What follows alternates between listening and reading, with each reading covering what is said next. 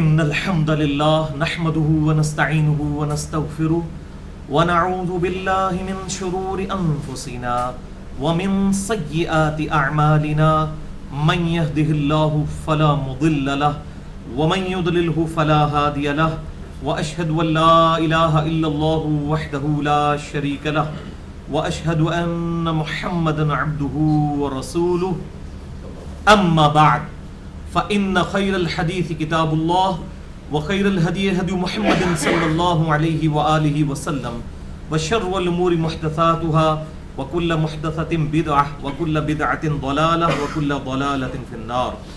أعوذ بالله السميع العليم من الشيطان الرجيم من همزه ونفخه ونفثه. بسم الله الرحمن الرحيم. رب اشرح لي صدري ويسر لي أمري واحلل عقدة من لساني يفقهوا قولي. بسم الله الرحمن الرحيم. إن الله وملائكته يصلون على النبي يا أيها الذين آمنوا صلوا عليه وسلموا تسليما. اللهم صل على محمد وعلى آل محمد كما صليت على إبراهيم وعلى آل إبراهيم إنك حميد مجيد. اللهم بارك على محمد وعلى آل محمد كما باركت على إبراهيم وعلى آل إبراهيم إنك حميد مجيد. الحمدللہ آج 16 اپریل 2016 کو ہفتے کے دن ہماری آج کی کوسچن آنسر سیشن سے ریلیٹڈ یہ چھٹی نشست ہے جو انشاءاللہ ہماری ویب سائٹ اہلسنت.com پر ہمارے یوٹیوب کے چینل انجینئر محمد علی مرزا کے تھرو مسئلہ نمبر 110F کے نام سے انشاءاللہ اپلوڈ ہوگی. بھائیو، آج کی گفتگو میں جتنی بھی آیات آئیں گی انشاءاللہ میں ان کے مکمل ریفرنسز دوں گا، اور جتنی احادیث ہیں خصوصاً کرٹیکل احادیث کے نمبرز علماء حرمین بیروت اور دارالاسلام کی انٹرنیشنل نمبر کے مطابق دوں گا، جس کے مطابق پوری دنیا میں عربی کتب شائع ہوتی ہیں اور مکتبۃ الشاملہ اور باقی عربی سافٹ ویئرز بنائے جاتے ہیں. اس کے باوجود اگر کسی کو کوئی کلیریفیکیشن ریکوائرڈ ہو تو لیکچر کے اینڈ پہ سوال کر سکتے ہیں، یا بعد میں بھی میرا ای میل ایڈریس ہے mirza_95@yahoo.com. اور ساتھ ہی ساتھ یہ بھی سن لیں کہ اگر ہمارا فیس بک کا ایڈریس انجینئر محمد علی مرزا کے نام پر جو ہے اس کو جوائن کر لیا جائے تو کرنٹ افیئرس کے اوپر جتنی بھی چیزیں ریکوائرڈ ہیں، مثال کے طور پر رمضان مبارک کا مہینہ ہے تو رمضان سے ریلیٹڈ، محرم کا مہینہ ہے تو محرم سے ریلیٹڈ، اور اسی طریقے سے شعبان سے ریلیٹڈ، رجب سے ریلیٹڈ، یہ تمام جو بھی کریٹیکل ایشوز چل رہے ہوتے ہیں ان پہ میرے ویڈیو کلپس جو ہیں انہی لیکچرز میں سے فیس بک کے اوپر بھی اپلوڈ ہوتے ہیں، اور ایک الگ سے چینل بھی ہے انجینئر محمد علی مرزا کے نام سے شارٹ کلپس والا، جس پہ تقریباً 550-600 کے قریب کلپس موجود ہیں، اور الحمدللہ بڑی کثرت کے ساتھ لوگ اسے وزٹ کرتے ہیں. 16 مارچ 2016 سے لے کر آج 16 اپریل 2016 تک ایک مہینے میں 2,30,000 سے زیادہ لوگوں نے الحمدللہ ہمارے یہ یوٹیوب کا جو چینل ہے اس کو ویو کیا ہے الحمدللہ. اب بھائیو، اللہ تعالیٰ کا نام لے کر آج کی کوسچن آنسر سیشن کی نشست کی طرف آتے ہیں. انشاءاللہ ہم آج کل 3 سوالات، بڑے کریٹیکل سوالات ہیں 3، انشاءاللہ ان کو کور کریں گے. آج کا پہلا سوال: کیا سیدنا خالد ابن ولید رضی اللہ تعالی عنہ کے لیے نبی صلی اللہ علیہ وسلم کی طرف سے سیف اللہ کا لقب یعنی اللہ کی تلوار صحیح الاسناد احادیث سے ثابت ہے؟ جی ہاں بھائیو، ثابت ہے، 100% ثابت ہے.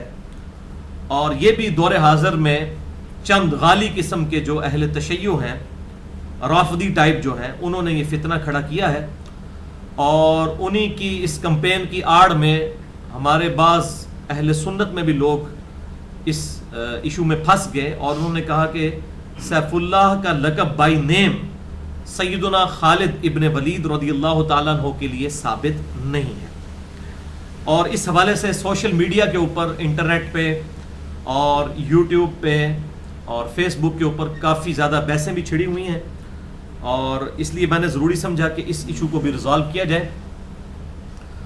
بھائیو، اس میں کوئی شک نہیں ہے کہ سیدنا خالد ابن ولید رضی اللہ تعالیٰ عنہ اگرچہ مسلمان تو بعد میں ہوئے، صلح حدیبیہ کے بعد مسلمان ہوئے، لیکن اللہ تعالیٰ نے انہیں یہ شرف بخشا کہ انہوں نے آپ صلی اللہ علیہ وسلم کی مختصر صحبت پانے کے بعد جو بعد کا وقت گزارا وہ اسلام کے لیے خدمت کا ایک بہت بڑا گولڈن پیریڈ تھا، اس میں کوئی شک نہیں۔ اور یہ بھی حقیقت ہے کہ سیدنا خالد ابن ولید رضی اللہ تعالیٰ عنہ سے بحیثیت انسان آپ صلی اللہ علیہ وسلم کی مبارک زندگی میں کچھ غلطیاں ہوئیں، صحیح بخاری میں بھی موجود ہے، اسی طریقے سے سیدنا ابوبکر صدیق کے دور کے اندر بھی، اور یہی وجہ تھی کہ سیدنا عمر فاروق رضی اللہ تعالیٰ عنہ جیسے ہی خلیفۃ المسلمین بنے تو انہوں نے شروع ہی میں جو چند ڈیسیژن کیے ان میں سے ایک ڈیسیژن یہ تھا کہ سیدنا خالد ابن ولید رضی اللہ تعالیٰ عنہ کو ان کے آرمی چیف کے عہدے سے ہٹا دیا۔ آج کل یہ کوئی ایشو ہو، کسی جونیئر کو آرمی چیف بنا دیا جائے، کسی سینئر کو ہٹا دیا جائے تو لوگ جو ہیں وہ استعفے دے کے سائڈ پہ چلے جاتے ہیں، کیونکہ نہ تو محب الوطنی کے لیے لوگ کام کر رہے ہوتے ہیں اور نہ اسلام کی محبت کے لیے۔ اگر یہ چیزیں ہوں تو پھر تو جونیئر آدمی کے نیچے بھی لگ سکتا ہے انسان، لیکن ان لوگوں کے اندر یہ مسئلے نہیں تھے، ان میں للہیت تھی۔ سیدنا خالد ابن ولید کو جب آرمی چیف کے عہدے سے ہٹایا گیا اور عین میدان جنگ میں جنگ یرموک جو کہ رومن امپائر کے خلاف لڑی جا رہی تھی، اس دوران سیدنا عمر فاروق رضی اللہ تعالیٰ عنہ کو جب خلیفہ راشد چنا گیا سیدنا ابوبکر الصدیق رضی اللہ تعالیٰ عنہ کے بعد، تو ان کا آرڈر وہاں پر پہنچ گیا اور ابو عبیدہ ابن جرح کو جو ہے وہ مسلمانوں کا امیر مقرر کیا گیا، اور لوگوں کی یہ شخصیت پرستی بھی ٹوٹ گئی، اگر کسی کے ذہن میں تھی شخصیت پرستی کہ شاید خالد ابن ولید کی وجہ سے فتوحات ہو رہی ہیں، اور سیدنا عمر کے اس ڈیسیژن نے ثابت کیا کہ یہ فتوحات کی وجہ سیدنا خالد ابن ولید نہیں ہے بلکہ اللہ تعالیٰ ہے جو کہ خالد ابن ولید کا رب ہے، الحمدللہ۔ اور یہ وقت نے ثابت کیا، اور سیدنا عمر کا یہ ڈیسیژن بالکل ٹھیک ڈیسیژن تھا، اور اس میں کئی ایک چیزیں ہیں جن کو آج ڈسکس کرنا ضروری نہیں ہے۔ بہرحال خالد ابن ولید بہت بڑی پرسنالٹی تھے، اللہ تعالیٰ نے انہیں مشرکین عرب سے اٹھا کر رومن امپائر اور پرشین امپائر کے اوپر دے مارا، اور مسلمانوں کو بہت بڑی فتوحات نصیب ہوئیں، اور انہی کی محنتوں کا پھل آج تک ہم لوگ کھا رہے ہیں۔ اس حوالے سے قطر والوں نے بڑی محنت کی ہے 30 اقساط کے اوپر سیدنا عمر فاروق رضی اللہ تعالیٰ عنہ پر، ان کی پوری بایوگرافی پر، اور بیسیکلی سیدنا عمر کو انہوں نے ٹارگٹ کرتے ہوئے، ان کو سامنے لاتے ہوئے آپ صلی اللہ علیہ وسلم کی پوری بایوگرافی فلمائی ہے، اعلان نبوت سے 6 سال پہلے سے لے کر سیدنا عمر کی شہادت تک 30 قسطوں پر قطر والوں نے فلم بنائی ہے، اہل سنت نے ہی، عمر سیریز کے نام سے، جو انگلش سب ٹائٹل کے ساتھ آ چکی ہوئی ہے، ویسے عربی میں ہے اور اس کا ٹیسٹ بھی عربی میں ہے، اللہ کرے کہ اردو میں بھی اس کی ڈبنگ ہو جائے، ابھی تک بہرحال وہ عربی میں ہے اور انگلش سب ٹائٹل کے ساتھ یوٹیوب کے اوپر اویلیبل ہے۔ اس میں بھی آپ اگر دیکھیں تو سیدنا خالد ابن ولید رضی اللہ تعالیٰ عنہ کے جو کارنامے ہیں جنگ یرموک کے اندر، اسی طریقے سے جنگ یمامہ کے اندر مسلمہ کذاب، اس کذاب جھوٹے پیغمبر کے خلاف، تو انسان کا دل جو ہے وہ خوشی سے بھر جاتا ہے سیدنا خالد ابن ولید رضی اللہ تعالیٰ عنہ کے لیے اپنے دل میں محبت رکھتے ہوئے۔ باقی رہا اہل تشیع کا یہ الزام لگانا کہ خالد ابن ولید رضی اللہ تعالیٰ عنہ نے معاذ اللہ مولا علی رضی اللہ تعالیٰ عنہ علیہ السلام کو رسیوں میں جکڑ کر گھسیٹتے ہوئے سیدنا ابوبکر الصدیق رضی اللہ تعالیٰ عنہ کی بیعت پر آمادہ کیا، تو یہ بالکل جھوٹ ہے، اور میں یہ سمجھتا ہوں اس میں صراحتاً سیدنا مولا علی شیر خدا رضی اللہ تعالیٰ عنہ علیہ السلام کی گستاخی ہے کہ وہ شخصیت جو کہ اکیلے ہزاروں کفار کے ساتھ ٹکرانے کے لیے آگے چلے جایا کرتے تھے جب کسی اور کی ہمت نہیں ہوا کرتی تھی، اس شخص کے بارے میں یہ گمان کرنا کہ اس کو ایک خالد ابن ولید نے رسیوں میں جکڑ کر معاذ اللہ جو ہے ابو بکر کی بیعت کے اوپر آمادہ کیا، یہ بالکل جھوٹ ہے۔ سیدنا علی رضی اللہ تعالیٰ عنہ نے، یہ حقیقت ہے کہ شروع میں ابو بکر صدیق رضی اللہ تعالیٰ عنہ علیہ السلام کی بیعت نہیں کی، لیکن اس کی وجوہات کچھ اور تھیں اور بعد میں کر بھی لی۔ یہ پوری ڈیٹیل جو ہسٹری ہے صحیح بخاری اور صحیح مسلم کے کانٹیکسٹ میں میں نے 3.25 گھنٹے کے اندر لیکچر ریکارڈ کروا دیا ہے، مسئلہ نمبر 55B کے عنوان سے اہل سنت پاک.com پر۔ وصی رسول کون ہے صلی اللہ علیہ وآلہ وسلم اور حدیث قرطاس کا تحقیقی جائزہ، جسے شوق ہو تو وہ دیکھ سکتا ہے۔ اب آ جائیے سیف اللہ لقب کے اعتبار سے کل میں 5 صحیح الاسناد حدیث ڈسکس کروں گا، جن میں سے 3 صحیح بخاری اور صحیح مسلم سے ہیں، ایک مسند احمد سے اور ایک جامع ترمذی سے۔ پہلی حدیث صحیح بخاری میں انٹرنیشنل نمبر کے مطابق 3757 اور مشکات میں بھی موجود ہے 5887۔ انس بن مالک کا بیان ہے کہ نبی صلی اللہ علیہ وسلم نے غزوہ موطا کے موقع کے اوپر سیدنا زید ابن حارثہ، سیدنا جعفر بن ابی طالب جو سیدنا علی کے بھائی تھے، اور سیدنا عبداللہ ابن رواحہ رضی اللہ عنہم اجمعین وعلیہم السلام کی شہادت سے پہلے ہی ہمیں خبر دے دی کہ وہ لوگ غزوہ موطا میں شہید ہو چکے ہیں، اور آپ صلی اللہ علیہ وسلم ہم سے بیان فرمانے لگے کہ میرے زید کو شہید کر دیا گیا، تو اب پرچم جعفر ابن ابی طالب نے تھام لیا، میرے جعفر کو بھی شہید کر دیا گیا، اور پرچم عبداللہ ابن رواحہ نے تھام لیا، وہ بھی شہید کر دیے گئے۔ اب مسلمانوں نے اپنے مشورے سے ایک شخص کو جو ہے پرچم تھما دیا، جو کہ اللہ تعالیٰ کی تلواروں میں سے ایک تلوار ہے، اور اللہ تعالیٰ نے اس کے ہاتھ پر مسلمانوں کو فتح نصیب فرما دی۔ یہ پوری حدیث صحیح بخاری میں موجود ہے، اور اس حدیث کے اوپر امام بخاری رحمہ اللہ نے باب باندھا ہے مناقب خالد ابن ولید رضی اللہ تعالیٰ عنہ، کہ یہ حدیث سیدنا خالد ابن ولید کی شان میں ہے، لیکن جو چند غالی قسم کے اہل تشیع ہیں اور کچھ اہل سنت بھی ان کے ہاتھوں جو بھٹک چکے ہیں، ان کا موقف یہ ہے کہ اس میں تو خالد ابن ولید کا نام ہی نہیں، یہ تو صرف الفاظ ہیں کہ مسلمانوں نے اللہ کی تلواروں میں سے ایک تلوار کے ہاتھ پر بیعت کر لی ہے۔ امام بخاری نے خواہ مخواہ اس کے اوپر باب باندھ دیا ہے خالد ابن ولید کا نام لکھ کر۔ تو بھائیو، سیدنا امام بخاری رحمہ اللہ علیہ السلام کو صرف صحیح بخاری والی حدیثیں تو نہیں آتی تھیں، ان کو تو پتہ تھا کہ پورا کانٹیکسٹ کیا ہے، تو انہوں نے یہ جو باب باندھا یہ بالکل ٹھیک باندھا، کیونکہ اسی حدیث کا ایک طریق مسند امام احمد میں بھی موجود ہے صحیح سند کے ساتھ۔ دوسری حدیث جو میں نے بیان کرنی تھی مسند امام احمد میں جلد 1 صفحہ 204 پہ 1750 نمبر حدیث ہے، جعفر بن ابی طالب رضی اللہ تعالیٰ عنہ کے بیٹے ہیں عبداللہ بن جعفر، یہ بھی صحابی ہیں، اور یہ جعفر وہی ہیں جن کو جعفر طیار کہا جاتا ہے۔ ان کے 2 بازو کٹ گئے تھے غزوہ موطا میں، تو نبی صلی اللہ علیہ وسلم کو دکھایا گیا کہ جنت میں انہیں 2 پر عطا فرمائے گئے ہیں، ان کا نام ہی جعفر طیار پڑ گیا۔ تو وہ عبداللہ بن جعفر کہتے ہیں کہ آپ صلی اللہ علیہ وسلم نے جب یہ مہم روانہ کی غزوہ موطا کے لیے، تو ظاہر اللہ نے آپ کو غیبی خبر پہلے ہی بتا دی تھی، اور اس میں آپ کے لاڈلی ترین شخصیت تھی زید بن حارثہ، جو آپ صلی اللہ علیہ وسلم کے منہ بولے بیٹے تھے، حتیٰ کہ قرآن میں واحد صحابی ہیں جن کا نام آیا ہے سورۃ الاحزاب کے اندر۔ تو آپ صلی اللہ علیہ وسلم نے جب مہم روانہ کی تو آپ نے فرمایا دیکھنا اگر زید شہید ہو جائے نا تو یہ اپنی کمانڈ جو ہے یہ جعفر بن ابی طالب کے حوالے کر دینا، اور اگر وہ بھی شہید ہو جائے تو پھر عبداللہ بن رواحہ کے حوالے کر دینا، اور اگر وہ بھی شہید ہو جائے تو پھر تم اپنی مرضی سے اپنا امیر چن لینا۔ اب جو سمجھدار لوگ تھے نا ان کو اسی وقت بات سمجھ آ گئی کہ معاملہ کوئی بڑا خطرناک ہونے والا ہے۔ ظاہر ہے کہ تو چند لوگ تھے، تقریباً آپ سمجھ لیں 15-20 ہزار کا لشکر تھا جو مسلمانوں کے ایک سفیر کو شہید کر دیا گیا تھا۔ اس کے کانٹیکسٹ میں آپ صلی اللہ علیہ وسلم نے، چونکہ سفیر کے قتل کو اعلان جنگ سمجھا جاتا تھا، تو آپ صلی اللہ علیہ وسلم یہ اس مہم میں خود شامل نہیں ہوئے، پھر بھی اسے غزوہ موطا کہا جاتا ہے۔ یہ غزوہ اور سریہ کی جو ڈیفینیشن ہے یہ بالکل غلط ہے، کوئی نہیں ہے کہ جس میں آپ شریک ہوں تو وہ غزوہ ہوگا، وہ تو غزوہ ہند کے بارے میں بھی سنن نسائی میں حدیث آتی ہے، یہ بالکل کوئی ڈیفینیشن اس طرح کی نہیں ہے۔ اس میں تو آپ صلی اللہ علیہ وسلم شریک بھی نہیں تھے، اس لیے غزوہ موطا کہا جاتا ہے۔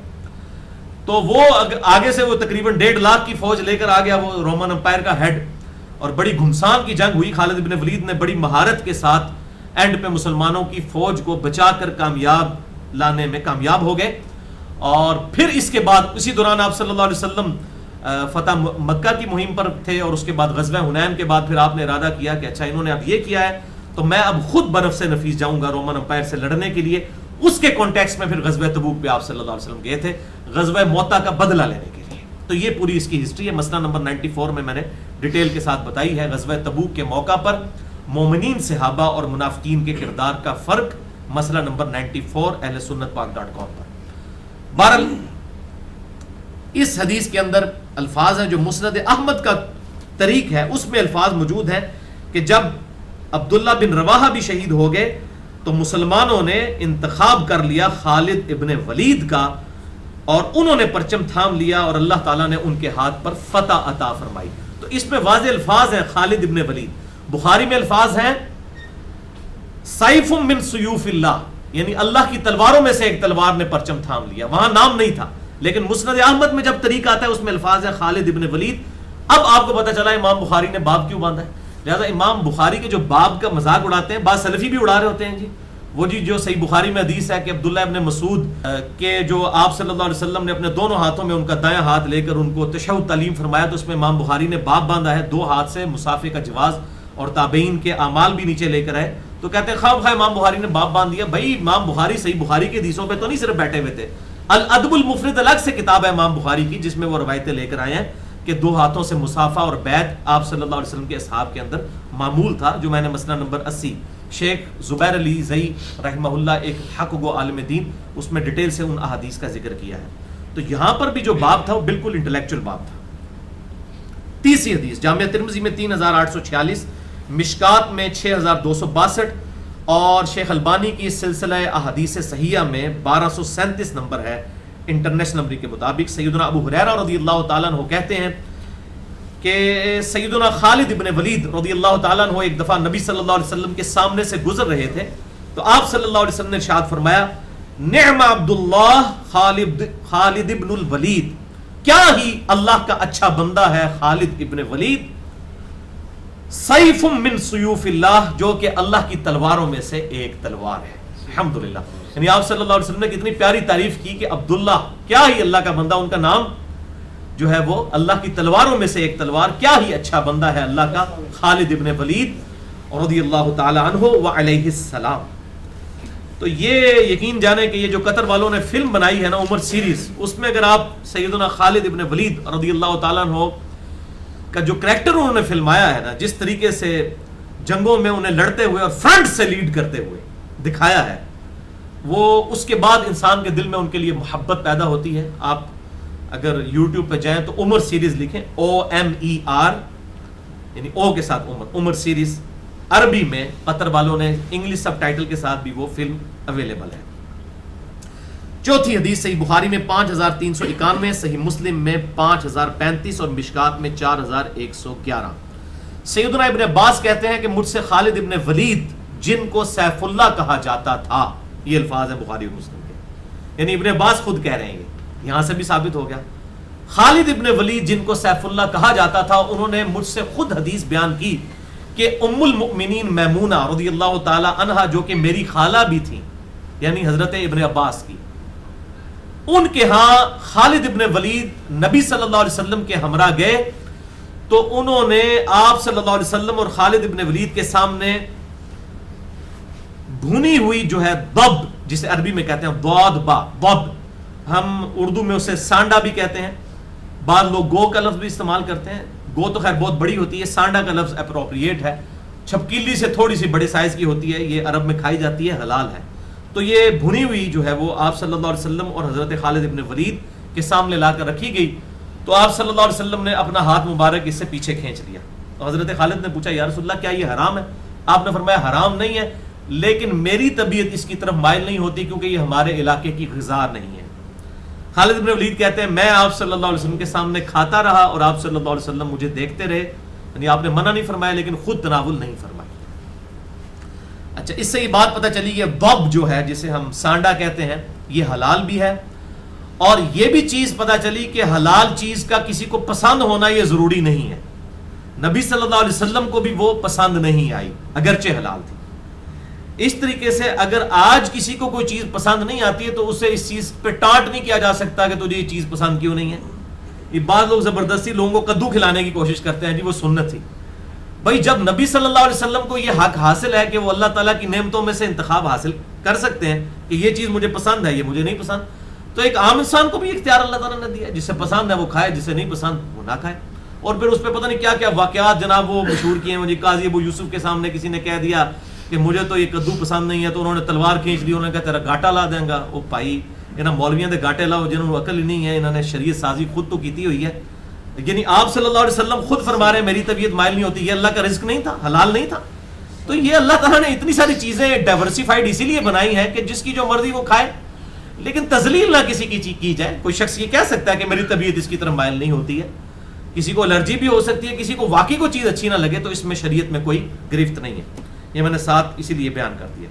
پانچویں حدیث صحیح مسلم میں 2453 خوارج اور ان کی صفات والے چیپٹر میں ہے کہ جب ابن ذوالخویسرہ التمیمی وہ خبیث نجدی جس نے نبی صلی اللہ علیہ وسلم جب مال غنیمت تقسیم کر رہے تھے تو کھڑے ہو کر کہا اتق اللہ یا محمد، اے محمد اللہ سے ڈر اور انصاف کر. تو آپ صلی اللہ علیہ وسلم جلال میں آئے اور آپ نے فرمایا مجھ سے بڑھ کر انصاف کرنے والا کون ہوگا اگر میں انصاف کرنے والا نہیں ہوں اس روئے ارض کے اوپر. تو وہاں پر الفاظ ہیں صحیح مسلم 2453 کہ سیدنا عمر فاروق رضی اللہ تعالیٰ عنہ علیہ السلام کھڑے ہوئے، انہوں نے کہا یا رسول اللہ اجازت دیجئے اس کی گردن ہم اتار دیں.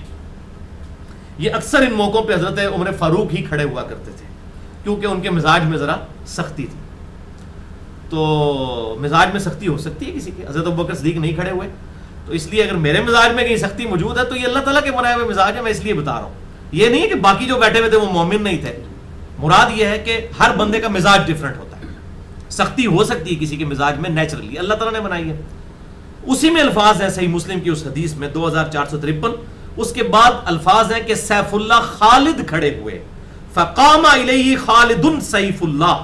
اس کے بعد خالد ابن ولید جن کو سیف اللہ کہا جاتا تھا وہ کھڑے ہوئے، یہاں سے بھی سیف اللہ لقب ثابت ہوا. اور ان کا یا رسول اللہ اجازت دے میں اس گستاخ کی گردن مار دوں. تو آپ صلی اللہ علیہ وسلم نے فرمایا اسے چھوڑ دو. باقی روایتوں میں بخاری اور مسلم میں آتا ہے کہ اس کے اور ساتھی بھی ہوں گے اور لوگ کہیں گے کہ محمد اپنے صحابہ کو قتل کرواتا ہے کیونکہ قانوناً تو وہ صحابی تھا، کلمہ گو تھا، کلمہ گو تھا. آپ صلی اللہ علیہ وسلم نے فرمایا اسے چھوڑ دو. اس کی نسل میں بھی اس قسم کے لوگ پیدا ہوں گے اور قرآن بڑی کثرت سے پڑھیں گے لیکن قرآن ان کے حلق سے نیچے نہیں اترے گا. اگر اس زمانے میں انہیں پاؤں تو قوم سمود کی طرح ہلاک کر دوں، یعنی جب ان کی بغاوت کھل کے سامنے آ جائے گی اس وقت. باقی انڈیویجول لیول پہ اگر کوئی کرتا ہے تو اس کو آپ صلی اللہ علیہ وسلم یہ معاملہ نہیں کرتے تھے. تو یہ دور پھر آیا سیدنا علی رضی اللہ تعالیٰ عنہ علیہ السلام کے دور خلافت میں، اور اس کی پوری ڈیٹیل صحیح بخاری اور صحیح مسلم میں موجود ہے. صحیح بخاری میں انٹرنیشنل نمبر کے مطابق 6933، صحیح مسلم میں 2456 اور مشکات میں بھی ہے 5894. ابو سعید خدری رضی اللہ تعالیٰ عنہ کہتے ہیں کہ اللہ کی قسم یہی وہ خوارج تھے جن کے خلاف نہروان کے مقام پر ہم نے مولا علی علیہ السلام کے ساتھ مل کر قتال کیا تھا. یعنی سیدنا علی کے دور میں یہ لوگ ظاہر ہوئے جو قرآن کثرت سے پڑھتے تھے اور صحابہ کو کافر قرار دیتے تھے، نعوذ باللہ من ذالک. میں اس لیے بتا رہا ہوں کہ آج جب میں قرآن کی دعوت پیش کر رہا ہوتا ہوں تو کئی بریلوی دیوبندی اور آج کل کچھ اہل حدیث بھی جو سعودی عرب کے پیڑ ہیں وہ بھی کہتے ہیں کہ جی یہ قرآن ان کے حلق سے نیچے نہیں اتر رہا، تو وہ یہ تو خوارج کے بارے میں ہے جو مسلمانوں کی تکفیر کرتے ہیں. ہم تو کسی کی تکفیر نہیں کرتے، ہم قادیانیوں کے علاوہ تمام کو مسلمان سمجھتے ہیں. اور جو علماء اپنے علاوہ سب کو اسلام سے باہر نکال رہے ہیں وہ ہمیں بتا رہے ہیں خوارج والی حدیثیں، اگرچہ اگر دقت نظر سے دیکھا جائے تو ان کی اپنی حرکتیں جو ہے خوارج والی ہیں جو اپنے علاوہ سب کو کافر قرار دیتے ہیں. تو اس حدیث میں الفاظ موجود ہیں بخاری اور مسلم کی کہ سیدنا علی کے دور میں وہ ظاہر ہوئے اور ان کے خلاف سیدنا علی نے قتال کیا. بہرحال جنگ جمل، جنگ صفین اور جنگ نہروان کے حوالے سے سیدنا علی رضی اللہ تعالیٰ عنہ کے حق میں جو آپ صلی اللہ علیہ وسلم کی پریڈکشنز تھیں، پروفیسیز تھیں، ان پہ میں نے الگ سے ایک بڑا ڈیٹیل لیکچر دے دیا ہے مسئلہ نمبر 101 کے عنوان سے اہل سنت پاک.com پر. اس کا عنوان ہے خلافت و ملوکیت، صحیح مسئلہ خروج اور فکر حسین حق پرستی کی علامت ہے. تقریباً 2.25 گھنٹے کی گفتگو ہے، جسے شوق ہو تو دیکھ سکتا ہے.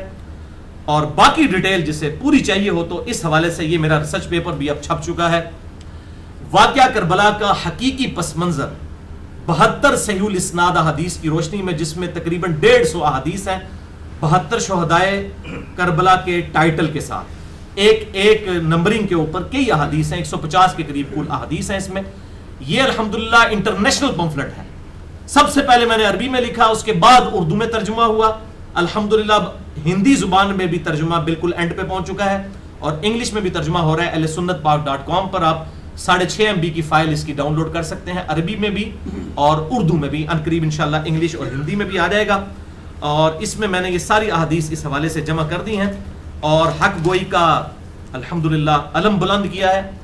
اور اس کی وجہ سے پھر بڑے لوگوں کے پیٹ میں درد ہوئی، کسی نے رافضیت کا فتویٰ لگایا، تو میں کہتا ہوں ضرور لگائیں، یہ کوئی نئی بات نہیں ہے. ہمارے امام اہل سنت محمد بن ادریس الشافعی المتوفى 204 ہجری کے اوپر بھی انہی منحوسوں نے رافضیت کا الزام لگایا تھا، کیونکہ وہ ہاشمی تھے اور امام موسیٰ کاظم کے شاگرد تھے، جو کہ بیٹے ہیں امام جعفر الصادق کے، اور وہ بیٹے ہیں امام باقر کے، اور وہ بیٹے ہیں امام زین العابدین، اور وہ بیٹے ہیں سیدنا حسین، اور وہ بیٹے ہیں سیدنا علی کے علیہم رضوان و علیہم السلام اجمعین.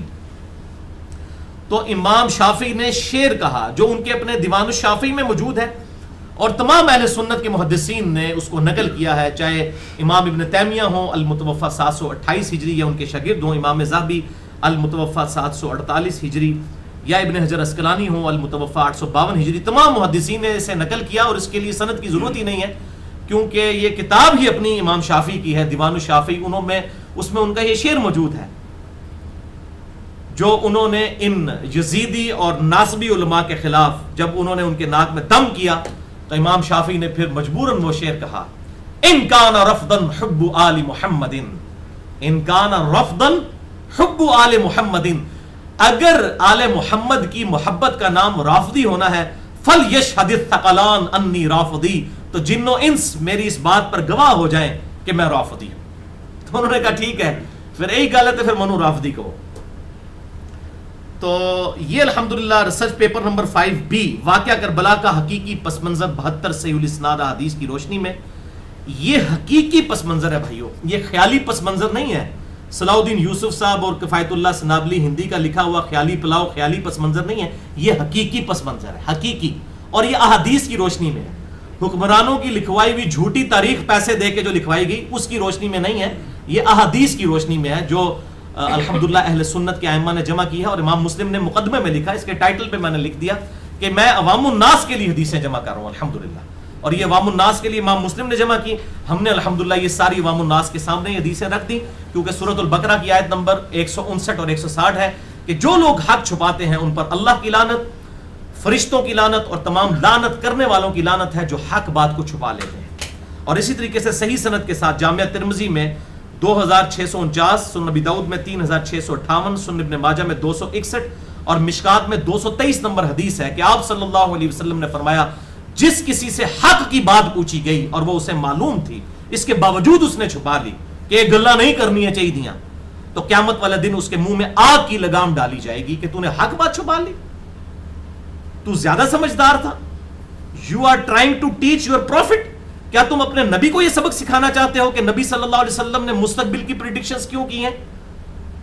یہ صحیح بخاری میں حدیث ہے، انٹرنیشنل نمبر کے مطابق 2812 نمبر حدیث، کہ عمار کو ایک باغی جماعت قتل کرے گی، عمار ان کو اللہ کی طرف بلائے گا، وہ جماعت دوزخ کی طرف بلائے گی، تو تم اپنے نبی کو ٹیچ کرو گے کہ آپ نے یہ بات کیوں ارشاد فرمائی؟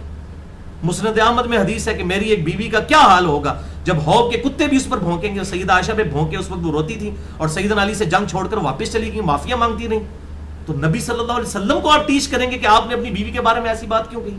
تو یہ نبی کی نبوت کی خبریں ہیں۔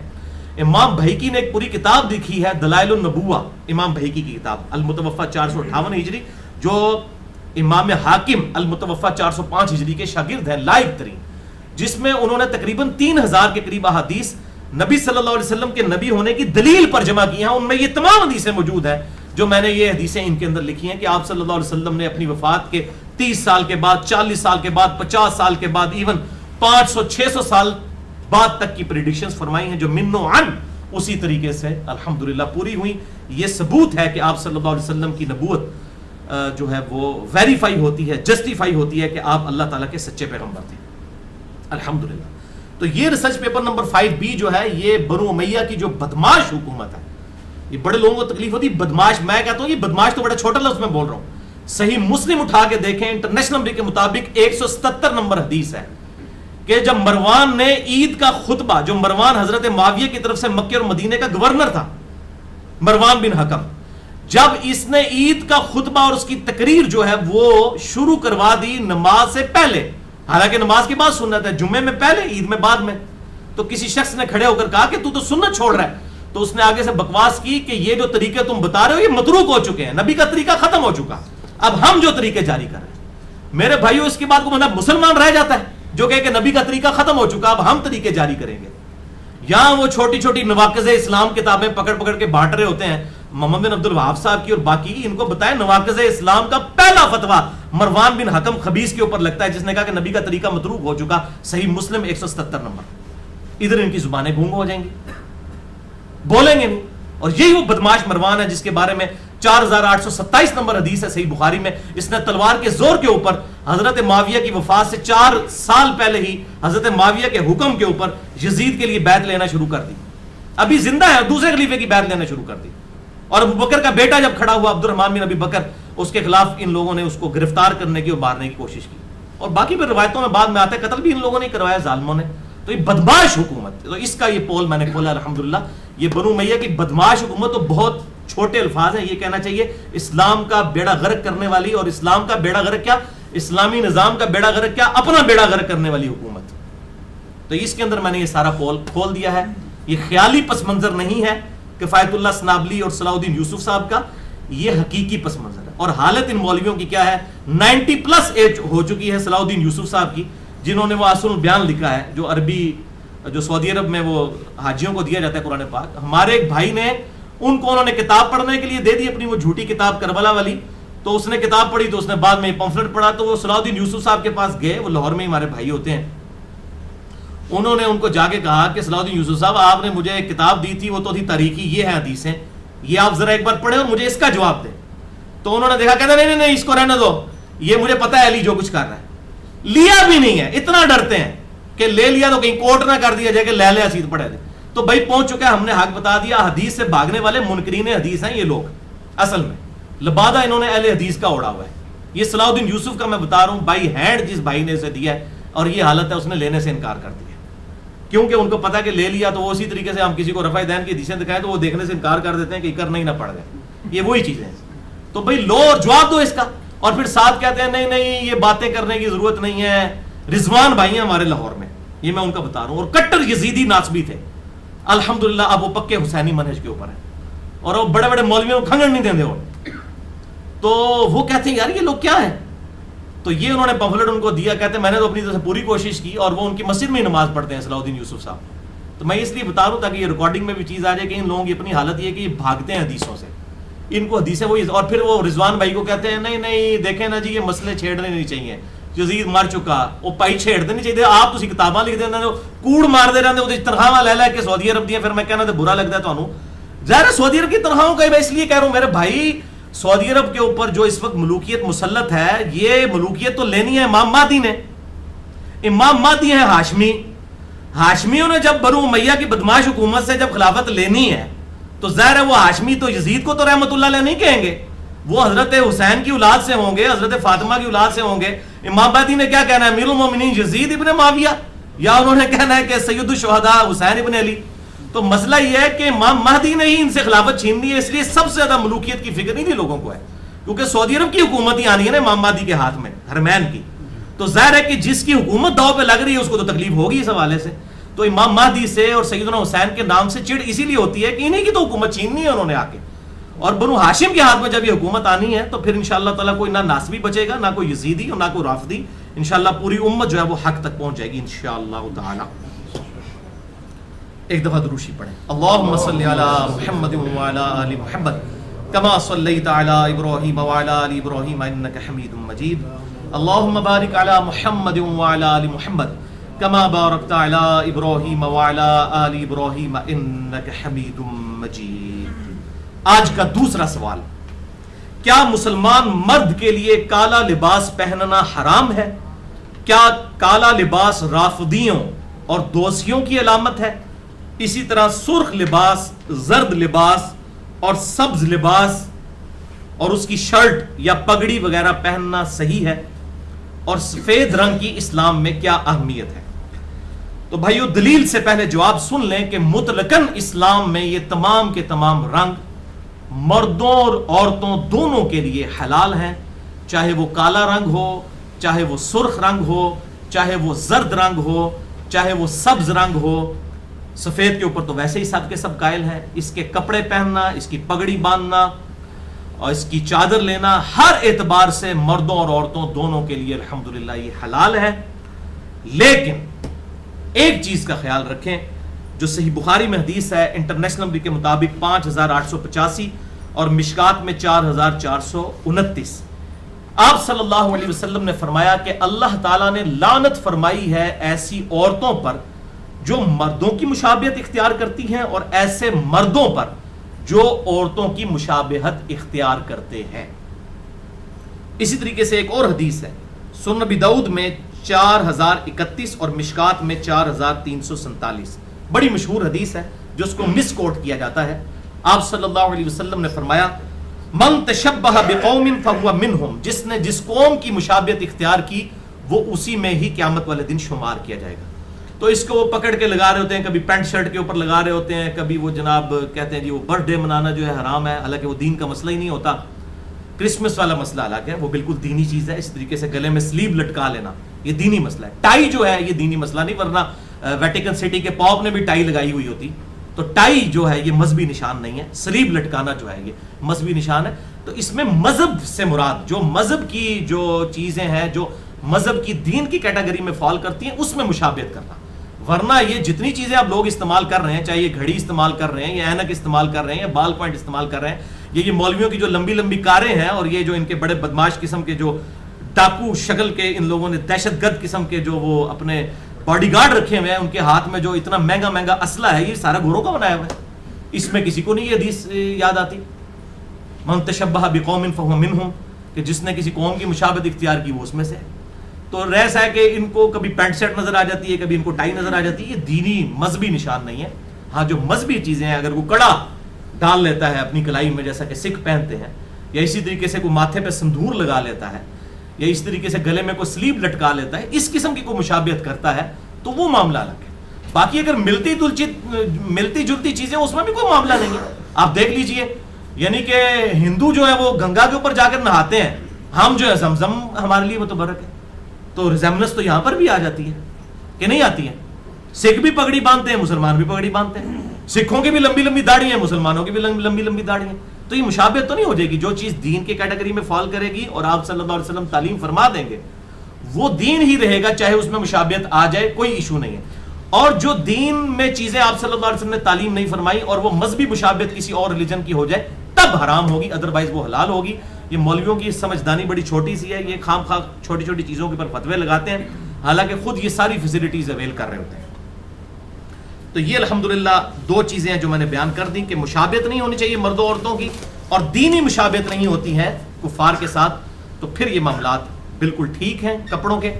اب لباس اور کلر کے ایشوز کو سمجھنے کے لیے میں نے 17 صحیح الاسناد حدیث ایک انٹلیکچوئل ترتیب کے ساتھ جمع کی ہیں، اور یہ 17 کا عدد میں نے لیا ہے کہ دن رات میں فرض نماز کی رکعتوں کی تعداد 17 ہے، جس پہ اہل سنت، اہل تشیع اور پوری امت کا اجماع ہے. فجر کے 2 فرض، ظہر کے 4، عصر کے 4، مغرب کے 3 اور عشاء کے 4. تو یہ 17 صحیح الاسناد احادیث ہیں، اور اکثر احادیث اس میں صحیح بخاری اور صحیح مسلم سے ہیں. پہلی حدیث صحیح مسلم میں 5409 اور مشکات میں 4325. میں مشکات کے نمبر ساتھ ساتھ بتا رہا ہوں. مشکات دا انسائکلوپیڈیا آف حدیث، مسئلہ نمبر 111B میرا ریکارڈ ہے. یعنی ساری احادیث کمبائنڈ فارم میں آپ کو مشکات میں مل جاتی ہے الحمدللہ.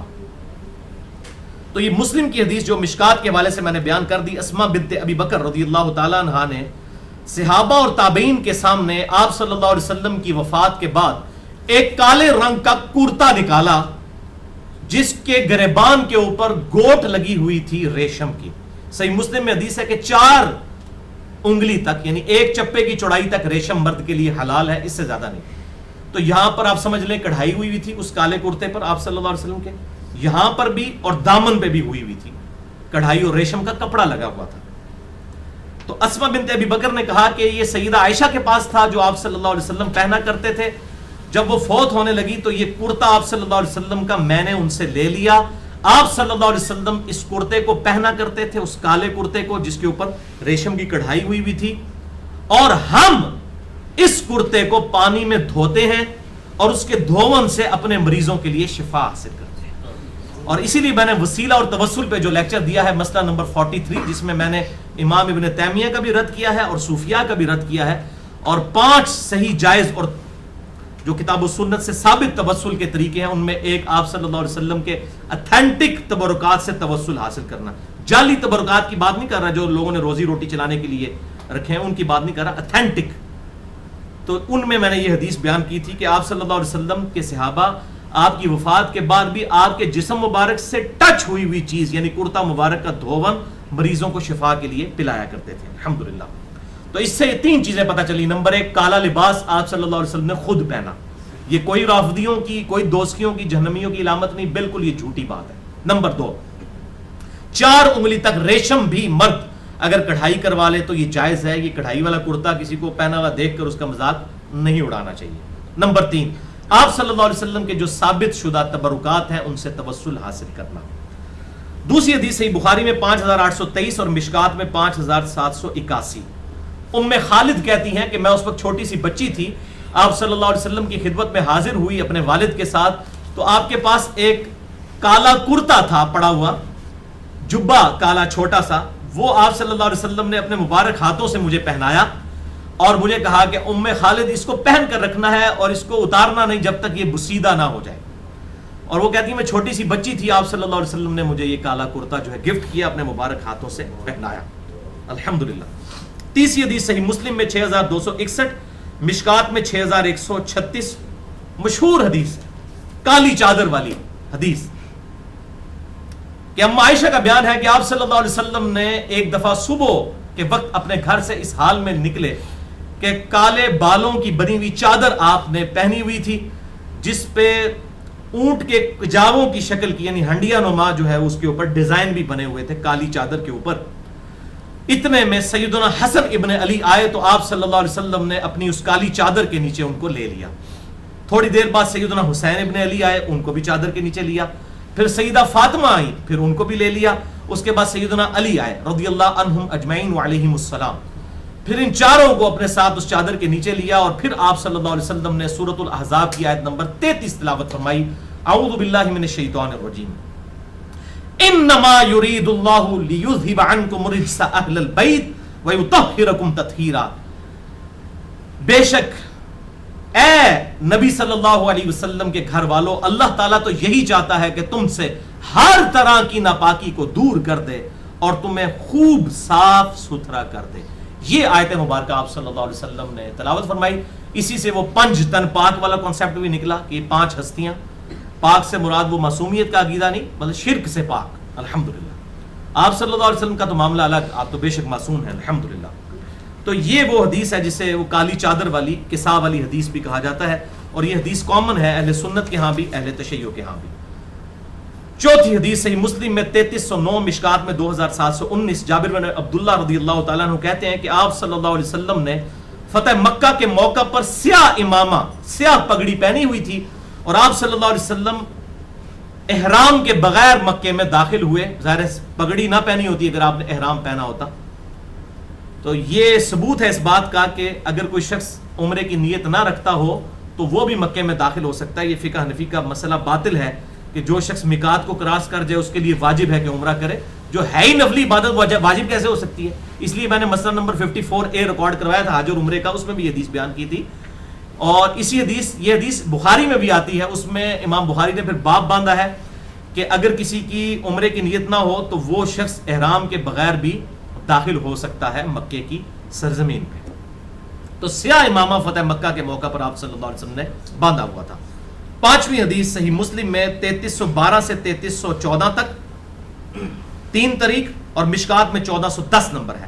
عمر ابن حریث کہتے ہیں کہ میں نے نبی صلی اللہ علیہ وسلم کو جمعے کے دن خطاب کرتے ہوئے، تقریر کرتے ہوئے سنا. اس وقت سیاہ یعنی کالے رنگ کی پگڑی آپ صلی اللہ علیہ وسلم نے پہن رکھی تھی، اور اس کے 2 پلو 2 کندھوں کے درمیان، یعنی یہ 2 شملے آپ صلی اللہ علیہ وسلم نے چھوڑے ہوئے تھے، اور وہ دونوں کندھوں کے درمیان پیچھے کی طرف 2 پلو چھوڑے ہوئے تھے.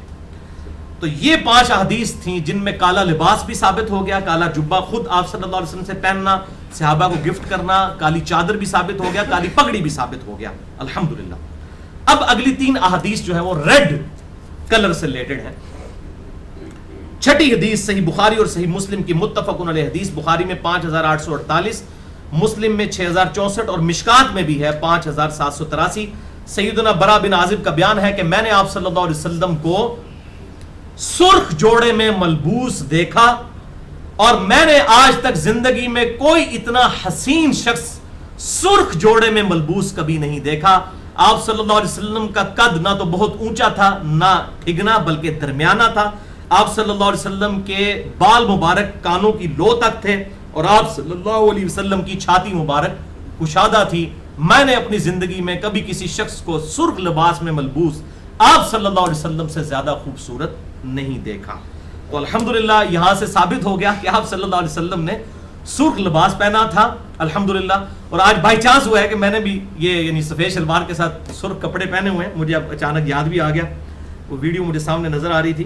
تو یہ سرخ لباس پہننا, یہ سرخ شرٹ پہننا, یہ بالکل آپ صلی اللہ علیہ وسلم کی سنت سے ثابت ہے.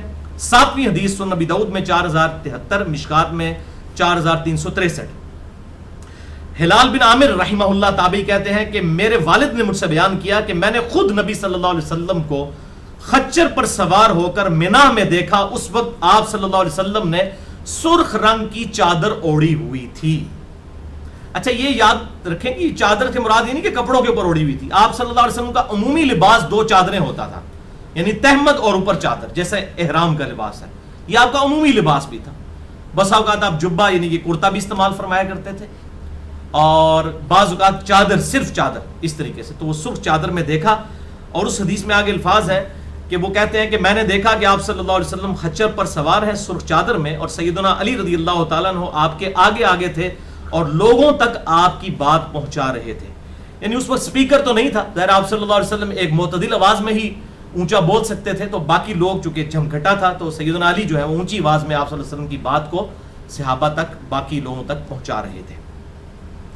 اس حوالے سے ایک مردود روایت بھی پیش کی جاتی ہے جامعہ ترمذی میں 2807, سنن ابی داؤد میں 4059 اور مشکات میں 4353 کہ نبی صلی اللہ علیہ وسلم نے ایک شخص کو سرخ کپڑوں میں ملبوس دیکھا تو اس کے سلام کا جواب نہ دیا. یہ بالکل جعلی اور جھوٹی روایت ہے. اس میں اسرائیل نامی راوی جو ہے منکر ہے, یعنی وہ اس کی حدیثیں ایسی ہیں جس سے لوگ محدثین حدیثیں نہیں لیتے, اس کی حدیثوں کا انکار کیا جاتا ہے. اور ابو یحییٰ بھی ضعیف راوی ہے. یہ بالکل جعلی روایت ہے. آپ صلی اللہ علیہ وسلم نے خود سرخ کلر کے کپڑے استعمال فرمائے ہیں. 8ویں حدیث صحیح مسلم میں 2241, مشکات میں 1694, جو اکثر بریلوی حضرات پیش کرتے ہیں اور ترجمہ غلط کرتے ہیں. ابن عباس کا بیان ہے جعل فی قبر رسول اللہ صلی اللہ علیہ وسلم قطیفۃ حمراء, کہ آپ صلی اللہ علیہ وسلم کی قبر مبارک میں سرخ رنگ کی چادر بچھائی گئی. فی قبری ہے, علا قبری نہیں. علا ہو تو پر ہوتا ہے, فی میں.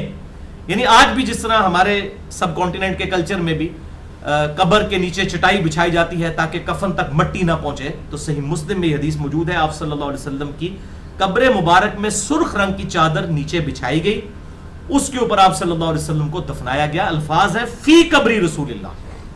تو وہ اس سے نہ, وہ میں نے دیکھا فیس بک کے انہوں نے لکھا جی نبی صلی اللہ علیہ وسلم کی قبر پہ سرخ چادر چڑھائی گئی. اندازہ کرو, تو تسی سرخ چڑھا دے ہو, سارے سبز چڑھا دینے, سرخ تو کسی نے نہیں چڑھائی.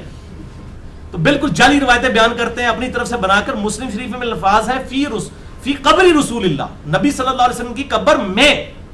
تو وہ بچھائی جاتی تھی اس وقت, یہ رواج تھا. یہاں پر بھی آج کل چٹائی بچھائی جاتی ہے تاکہ مٹی جو ہے وہ کفن کو نہ لگے. یہ سنت ہے قبر میں چادر بچھانا. تو یہ سرخ چادر بھی ثابت ہوئی. اب آ جائیے گرین کی طرف. گرین بھی چاہے پگڑی ہو, چادر ہو, کپڑے ہو, آپ صلی اللہ علیہ وسلم کے ریفرنس سے کپڑے پہننا تو گرین کلر کے ثابت ہے. پگڑی نہ بھی ثابت ہو فرق کوئی نہیں پڑتا. جب کوئی چیز اپنی اصل میں ثابت ہوگی تو وہ ایکسیپٹیبل ہوگی. چنانچہ 9ویں حدیث جامعہ ترمذی میں 2813, سنن ابی داؤد میں 4065 اور مشکات میں 4359, 4359. ابو رمثہ رضی اللہ تعالیٰ عنہ کا بیان ہے کہ جب میں آپ صلی اللہ علیہ وسلم کے پاس حاضر ہوا تو میں نے آپ صلی اللہ علیہ وسلم کو اس حال میں دیکھا کہ آپ صلی اللہ علیہ وآلہ وسلم نے سبز رنگ کے کپڑے پہنے ہوئے تھے اور آپ صلی اللہ علیہ وسلم کے بالوں میں مہندی لگی ہوئی تھی, جس کی وجہ سے آپ کے بال سرخ تھے. چند جو بال آپ کے سفید تھے تو آپ نے مہندی لگا کے وہ سرخ کیے ہوئے تھے, اور سبز جوڑا آپ نے پہنا ہوا تھا. یعنی آپ صلی اللہ علیہ وسلم سے سبز جوڑا ثابت ہے. ویسے تو سورۃ الکہف میں آیا کہ جنتیوں کا لباس بھی سبز رنگ کا ہوگا. جنتیوں کا معاملہ الگ ہے, اس میں تو جنتی تو سونے کے کنگن بھی پہنیں گے, لیکن دنیا میں آپ صلی اللہ علیہ وسلم نے سبز رنگ کا لباس استعمال فرمایا ہے, اور یہ سنت ہے. اور جب لباس ثابت ہو جائے گا تو باقی ساری کی ساری چیزیں خود بخود ثابت ہو جائیں گی. البتہ گرین کلر کے حوالے سے دجال والے لیکچر میں مسئلہ نمبر 133 میں نے ایک روایت بیان کی تھی, میں یہاں پر بھی بیان کر دوں. ہمیں دعوت اسلامی کی سبز پگڑی سے کوئی چڑ نہیں ہے. ہم کہتے ہیں کہ فرقے اور کسی گروہ کا نشان نہ بنایا جائے, اور چونکہ میں نے 10 سال تک خود بھی سبز پگڑی باندھی ہے, ہمیں پتا ہے کہ دعوت اسلامی کے اندر جب کسی کے اوپر پابندی لگتی ہے تو اسے پھر سفید اور کالی پگڑی پہننے کی اجازت ہوتی ہے, سبز کی نہیں. تو انہوں نے پارٹی کا, اپنی جماعت کا نشان بنا لیا. تو اس طرح جو ڈویژن ہے ہم اس کے خلاف ہیں. سب کو اجازت ہونی چاہیے جو مرضی رنگ پہنے. کسی نے زرد پہنا ہے زرد پہنے, سفید پہنی سفید پہنے, سرخ پہنی سرخ پہنے, سبز پہنی سبز پہنے. ایک نشان نہ پرٹیکولر بنا لیا جائے. اور پھر اس کا نقصان یہ ہوتا ہے کہ جب دوسرے کو دیکھتے ہیں, اب ہم امیجن کریں کہ اگر کسی نے سفید اور کالی پگڑی پہنی ہوئی ہے دعوت اسلامی کے اجتماع میں, تو دیکھنے والے سمجھیں گے اچھا اس کے اوپر کوئی پابندی لگی ہوئی ہے تبھی اس نے یہ حرکت کی ہے. تو یہ پھر نقصان اس طرح کے غلط ڈیسیژنز کے سامنے آتے ہیں. تو ایک جعلی روایت دعوت اسلامی کے خلاف چند سلفی اور دیوبند لوگ پیش کرتے ہیں. مشکات میں 5490 ہے. شرح السنہ کے حوالے سے بالکل جھوٹی روایت ہے آپ صلی اللہ علیہ وسلم کی طرف منسوب, کہ آپ صلی اللہ علیہ وسلم نے فرمایا میری امت کے 70,000 لوگ سبز چادریں اوڑے ہوئے دجال کا ساتھ دیں گے. تو یہ روایت بالکل جعلی ہے. اس میں ابو ہارون متروک راوی ہے. متروک سب سے شدید جرح ہوتی ہے. شیخ زبیر لیزئی صاحب نے بھی مشکات کی تحکیم کے دوران 5490 نمبر حدیث کے فٹ نوٹ پہ لکھا یہ بالکل جعلی جھوٹی روایت ہے. شیخ البانی نے بھی لکھا جھوٹی روایت ہے. صحیح روایت جو ہے وہ صحیح مسلم میں ہے 7392 اور مشکات میں 5478 کہ میری امت کے 70,000 یہودی اصفہان کے 70,000 یہودی سبز چادریں اوڑے ہوئے دجال کا ساتھ دیں گے. اور بعض نے اس کا ترجمہ کالی چادریں بھی کیا, بعض نے سبز بھی کیا, دونوں طرف ترجمہ جا سکتا ہے. بہرحال وہ یہودیوں کے بارے میں ہے. اور ظاہر ہے کہ یہودیوں کا معاملہ بالکل الگ ہے, وہ کلمہ گو نہیں ہے اور وہ نبی صلی اللہ علیہ وسلم کو پیغمبر نہیں مانتے. باقی جو دعوت اسلامی والوں کا معاملہ ہمارا اختلاف ان سے اپنی جگہ, لیکن کم از کم ہم ان کو نجائز اس حوالے سے ان کے اوپر کوئی چیز چسپاں نہیں کر سکتے.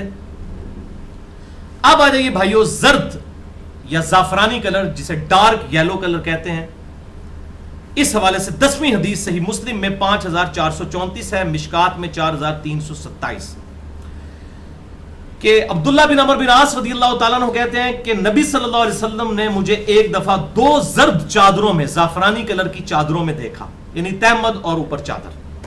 تو آپ صلی اللہ علیہ وسلم نے فرمایا کہ ان کپڑوں کو اتار دو, یہ کافروں کے کپڑے ہیں. لیکن بھائیو یہ حدیث منسوخ ہے اور اس کا ثبوت 2 اگلی حدیثیں ہیں. 11ویں حدیث صحیح بخاری میں 5851. ابن عمر رضی اللہ تعالیٰ عنہ کہتے ہیں کہ میں نے خود نبی صلی اللہ علیہ وسلم کو اپنے بالوں کو زرد رنگ سے رنگتے ہوئے, یعنی مہدی کے کلر سے, اور کپڑوں کو بھی زرد رنگ کے ساتھ رنگا ہوا دیکھا. ظاہر ہے اس وقت زرد رنگ کے ساتھ کپڑوں کو رنگا جاتا تھا جس طرح آج بھی دوپٹے وغیرہ رنگے جاتے ہیں, تبھی اس کے اوپر کلر چڑھتا ہے. تو آپ صلی اللہ علیہ وسلم کو میں نے خود دیکھا ہے زرد رنگ کے کپڑوں کے اندر. ابن عمر کہتے ہیں کہ داڑھی میں بھی زرد رنگ اور کپڑوں میں بھی زرد رنگ میں نے نبی صلی اللہ علیہ وسلم کو پہنے ہوئے دیکھا ہے. اور 12ویں حدیث صحیح مسلم میں 7373, مشکات میں 5475, بڑی مشہور حدیث ہے. مسئلہ نمبر 12 حیات مسیح اور نزول مسیح, اس میں میں نے بیان کی. اسی طریقے سے دجال والے لیکچر مسئلہ 133 میں بیان کی کہ قرب قیامت میں سیدنا عیسیٰ علیہ السلام جامع دمشق جو شام کا شہر ہے اس کے مشرقی کنارے پر 2 فرشتوں کے پروں پر اپنے دونوں ہاتھ رکھتے ہوئے اس حال میں 2 زرد چادروں میں اتریں گے. صحیح مسلم 7373, مشکات میں 5475.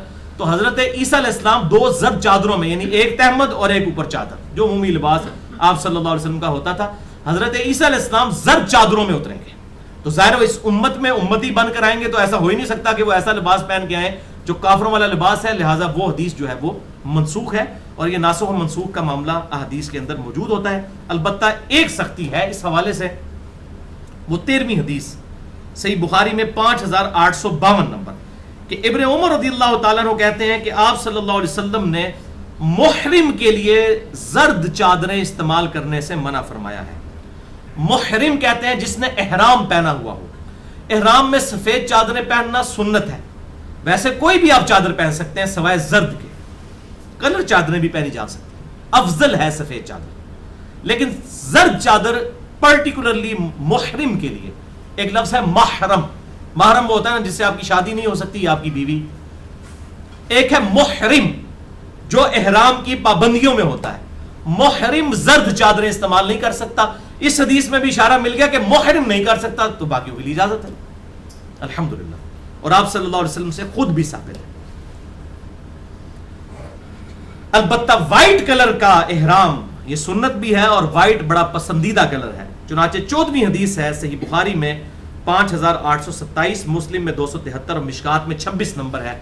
ابو ذر غفاری رضی اللہ تعالیٰ عنہ کہتے ہیں کہ میں نے خود نبی صلی اللہ علیہ وسلم کو سفید کپڑوں میں ملبوس دیکھا، آپ صلی اللہ علیہ وسلم لیٹے ہوئے تھے اور آپ نے اپنے اوپر سفید چادر اوڑھی ہوئی تھی. تو یاد کر لیں چادر سے مراد یہ نہیں ہوتا تھا کہ آپ کپڑوں کے اوپر چادر اوڑھتے تھے. آپ صلی اللہ علیہ وسلم کا لباس ہی چادر ہوا کرتی تھی، تہمت اور چادر، یہ آپ صلی اللہ علیہ وسلم کا عمومی لباس تھا. اور 15ویں حدیث ہے جامعہ ترمذی میں 2810، سنن نسائی میں 1897، سنن ابن ماجہ میں 3567، مشکات میں 4337 کہ آپ صلی اللہ علیہ وسلم نے فرمایا، بڑی زبردست حدیث ہے، سفید لباس پہنا کرو کیونکہ وہ زیادہ پاکیزہ اور طیب ہوتا ہے، اور اپنے مردوں کو سفید لباس میں دفنایا کرو. اب مردوں کو تو سفید لباس میں لوگ دفنا دیتے ہیں، عموماً بھی سفید لباس جو ہے یہ پسندیدہ ہے اسلام کے اندر، چاہے مردے کو دفنایا جائے یا مسجد میں آتے وقت، یہ پسندیدہ کلر ہے. 16ویں حدیث المستدرک للحاکم میں بڑی ڈیٹیل کے ساتھ موجود ہے. انٹرنیشنل نمبر کے مطابق 8623، جسے امام ذہبی نے بھی صحیح کہا، امام حاکم نے بھی صحیح کہا. اور میں اس ویڈیو کی وساطت سے آپ کو بتا دوں بڑی خوشخبری کی بات کہ المستدرک للحاکم علی صحیحین، بخاری اور مسلم کی شرط پر جمع کی گئی احادیث. المستدرک اس کتاب کو کہتے ہیں کہ چھوٹی ہوئی احادیث، بخاری اور مسلم کے راویوں سے ہی. امام حاکم نشاپوری المتوفا 405 ہجری، جو امام طبرانی کے شاگرد اور امام بہیقی کے استاد ہیں، انہوں نے جمع کی تھی. 8803 احادیث تھیں. ابھی تک اس کا اردو میں ترجمہ نہیں آیا تھا. اب شبیر بردرز نے الحمدللہ بریلوی مکتبہ فکر کا سب سے بڑا جو ادارہ ہے پاکستان میں، انٹرنیشنل نمبرنگ کے مطابق مکتبۃ شاملہ کی، اور یہ نمبر اس پہ میچ کرے گا 8623 جو میں نے بتایا. یہ پوری جو ہے وہ 6 جلدوں کے اندر چھاپ دی ہے المستدرک للحاکم. ان قریب امید ہے کہ پی ڈی ایف بھی انشاءاللہ نیٹ کے اوپر آ جائے گا، کسی نے نیکی کی تو. اس میں 8623 نمبر حدیث ہے. امام حاکم نے بھی صحیح کہا، امام ذہبی نے بھی صحیح کہا کہ عبداللہ بن عمر رضی اللہ تعالیٰ عنہ سے کسی نے آ کے پوچھا کہ یہ جو پگڑی کے ساتھ شملہ چھوڑا جاتا ہے، یہ شملہ، اسے شملہ کہتے ہیں، اس کا کیا شرعی حکم ہے؟ تو عبداللہ بن عمر رضی اللہ تعالیٰ عنہ نے بیان فرمایا، بڑی ڈیٹیل حدیث ہے، میں اس میں سے مختصر سا جو حصہ ہے اس سے ریلیٹڈ وہ بیان کرتا ہوں. انہوں نے کہا کہ میں نے خود دیکھا کہ آپ صلی اللہ علیہ وسلم نے عبد الرحمن بن عوف رضی اللہ تعالیٰ عنہ کو کالی پگڑی میں ملبوس دیکھا تو ان کی کالی پگڑی کھولی اور اس کے بعد اپنی طرف سے ان کو ایک سفید پگڑی گفٹ کی، اور آپ صلی اللہ علیہ وسلم نے اپنے مبارک ہاتھوں سے سفید پگڑی باندھی حضرت عبد الرحمن بن عوف کو رضی اللہ تعالیٰ عنہ. اور اس کے بعد آپ رضی اللہ تعالیٰ عنہ کی جب پگڑی باندھی تو آپ صلی اللہ علیہ وسلم نے ایک چپے کے برابر، یہ جس طرح میں نے یہ شملہ چھوڑا ہے، یہ شملہ انہوں نے چھوڑا.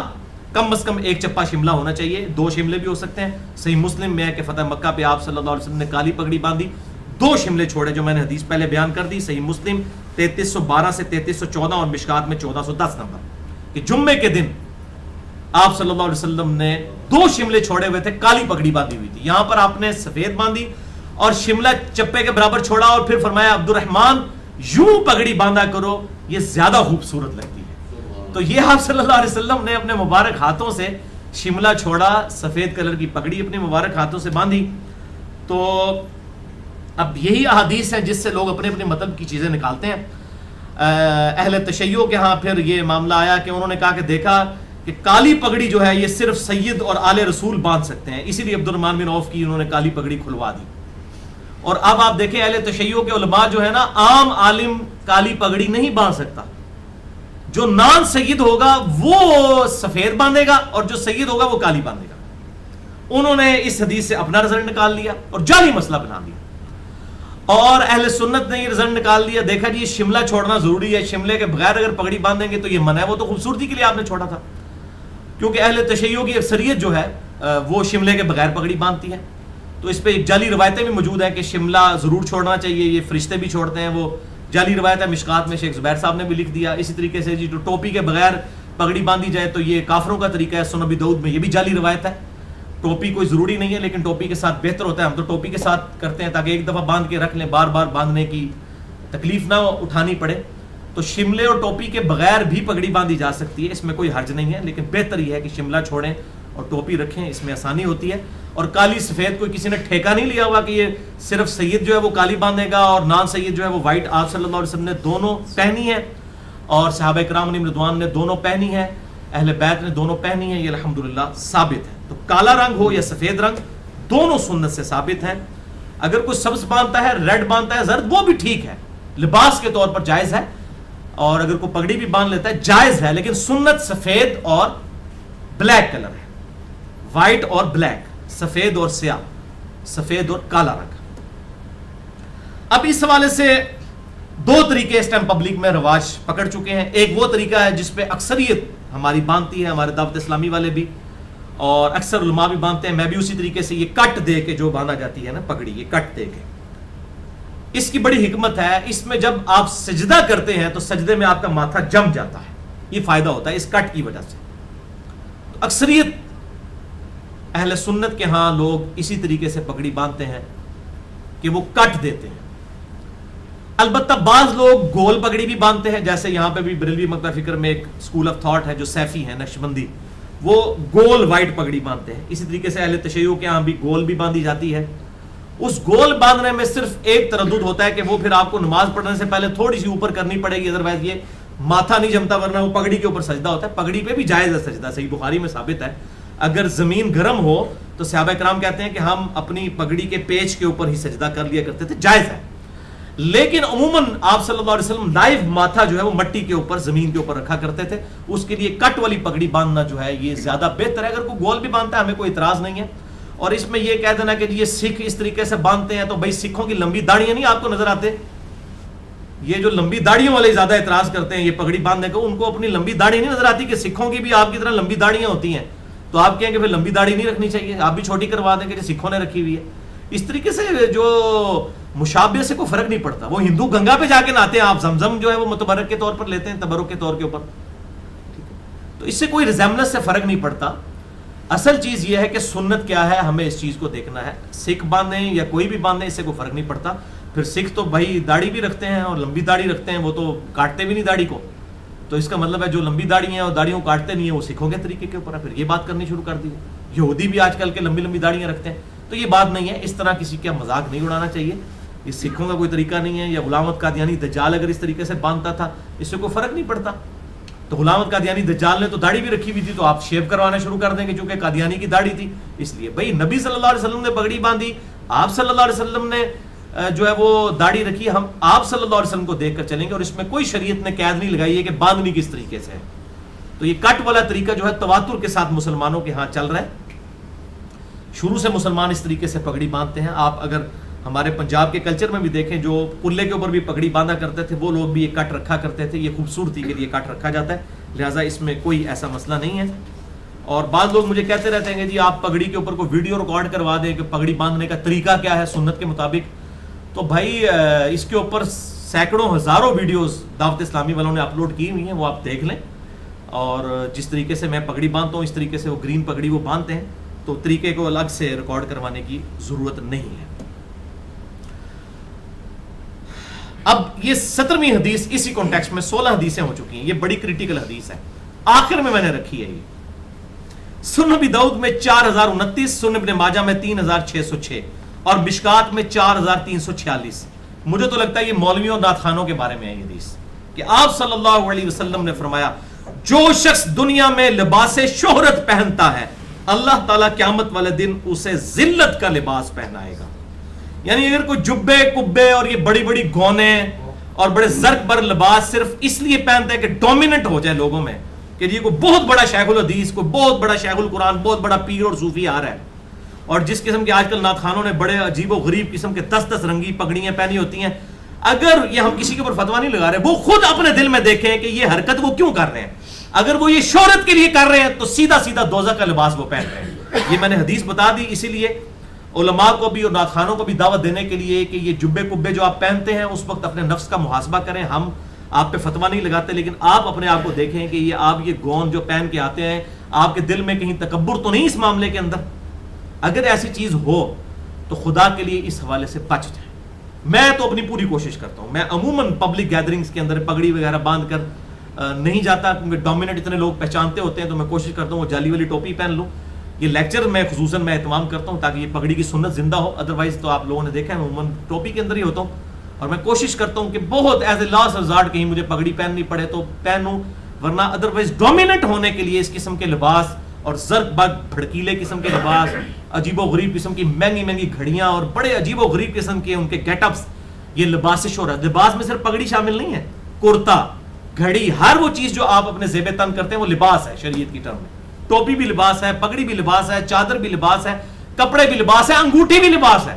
اس لیے آپ کو یہ لباس والے چیپٹر میں انگوٹھی والی حدیثیں بھی ملیں گی، بخاری اور مسلم میں بھی اور مشکات میں بھی آپ کو مل جائیں گی. تو شہرت کے لباس سے بچا جائے. علماء کے لیے خصوصاً میری طرف سے دعوت فکر ہے.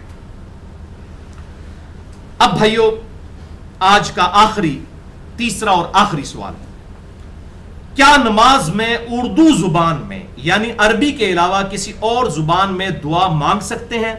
نیز رکوع اور سجدوں میں قرآن پڑھنا تو منع کیا گیا ہے، کیا قرآنی دعائیں مانگ سکتے ہیں؟ بھائیو، نماز کے اندر صرف اور صرف عربی زبان پر ہی اجماع امت ہے، جو اتفاق ہے. البتہ نماز کے بعد آپ جس مرضی زبان میں دعا اللہ سے مانگے، ہاتھ اٹھا کر مانگیں، ہاتھ اٹھائے بغیر مانگیں، جس بھی طریقے سے مانگیں، اس میں عام اجازت ہے. رہا قرآن کا مسئلہ تو واقعی وہ میں حدیث بتا دوں گا، سجدے اور رکوع میں قرآن پڑھنا منع ہے، لیکن قرآنی دعائیں جو ہیں وہ ایز اے دعا آپ سجدے میں اور رکوع میں پڑھ سکتے ہیں. وہ آپ قرآن کے طور پر نہیں پڑھ رہے ہوتے بلکہ دعا کے طور پر پڑھ رہے ہوتے ہیں. بھائیو، اس حوالے سے میرے علم کی حد تک یہ جو ایشو ہے اردو زبان والا، یہ دور حاضر میں دو بڑی پرسنالٹیز ہیں جنہوں نے اٹھایا ہے، اور دونوں میرے لیے بڑے قابل احترام ہیں. میں ان کا احترام بھی کرتا ہوں اور اختلاف رائے بھی رکھتا ہوں. نمبر 1 جاوید احمد غامدی صاحب، اور نمبر 2 مولانا اسحاق مدنی صاحب فیصل آباد والے. اور کچھ اہل حدیث علماء بھی ہیں، وہ تو خیر اتنے بڑے لیول کے نہیں کہ میں ان کا نام لے کے انہیں مشہور کروں. بہرحال دو بڑی پرسنالٹیز یہی ہیں جو انٹلیکچوئل لیول کے اوپر پوری دنیا میں جن کی بات سنی جاتی ہے. انہوں نے یہ معاملہ امت کے اندر اٹھایا ہے کہ نہیں، اردو زبان میں بھی آپ سجدے میں اور تشہد میں دعائیں اپنی مادری زبان میں مانگ سکتے ہیں. اور اینالوجی انہوں نے اس کی بنائی ہے خطبات جمعہ کے ساتھ کہ جی دیکھیں، جمعے کی تقریر بھی تو اردو میں ہوتی ہے، آپ صلی اللہ علیہ وسلم تو عربی میں دیتے تھے. حالانکہ زمین و آسمان کا بھائیو فرق ہے. یہ میں سمجھتا ہوں کہ بہت بڑا ظلم ہے کہ آپ ان دو چیزوں کو آپس میں کمپیئر کرنا شروع کرتے ہیں، خطبہ جمعہ کو اور نماز کو. کیوں؟ زمین و آسمان کا فرق ہے دونوں میں. خطبہ جمعہ جو ہوتا ہے اس میں جو وائز ہے، تقریر کرنے والے کے مخاطبین کون ہوتی ہے؟ عوام. اور نماز پڑھنے والے کا مخاطب کون ہوتا ہے؟ اللہ. اچھا، وہاں پر بخاری اور مسلم میں حدیث آتی ہے کہ آپ صلی اللہ علیہ وسلم بعض اوقات خطبے کے دوران گفتگو بھی کسی کے ساتھ کر لیتے تھے. جیسے ایک صحابی آئے، وہ انہوں نے آتے ہی بیٹھ گئے اور 2 رکعتیں انہوں نے نہیں پڑھی. بخاری اور مسلم دونوں میں آتا ہے، کتاب الجمعہ چیپٹر کے اندر، مشکات میں بھی آپ کو یہ حدیث مل جائے گی. تو آپ صلی اللہ علیہ وسلم نے اس سے فرمایا کہ تو نے مسجد والی 2 رکعتیں پڑھ لی؟ اس نے کہا نہیں. آپ فرمایا اٹھ اور پڑھ. اب آپ نے تقریر روک کے بیچ میں گفتگو شروع کی. کیا اس طریقے سے نماز روک کے کوئی باتیں شروع کر سکتا ہے؟ نہیں.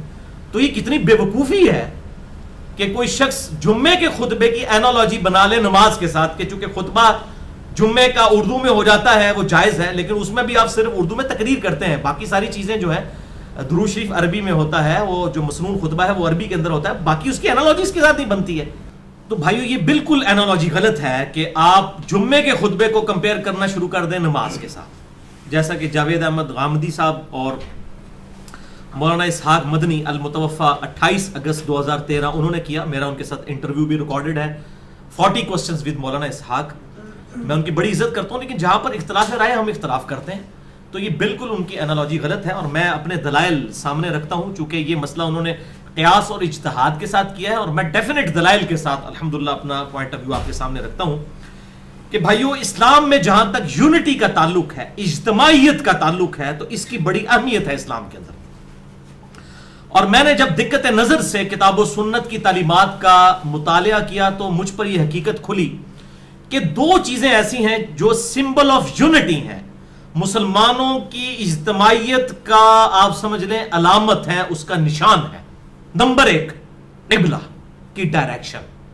یعنی ہم دنیا میں کہیں پر بھی ہوں، 50 قسم کی نیشنلٹی کے لوگ کیوں نہ جمع ہو جائیں، جب نماز پڑھنے کی باری آئے گی کوئی یہ نہیں، پاکستانی یہ نہیں کہے گا کہ پاکستان منہ کر کے نماز پڑھو. نہیں تو یہی ہوتا، لوگ کہتے ہیں جی پاکستان منہ کر کے نماز پڑھو، انڈین کہتے ہیں نہیں جی انڈیا منہ کرو، ٹھیک ہے جی. امریکن کہتے ہیں امریکہ کی طرف منہ کرو. اس طریقے سے لوگ کہہ سکتے تھے نا، تو یہ معاملات چل سکتے تھے آگے.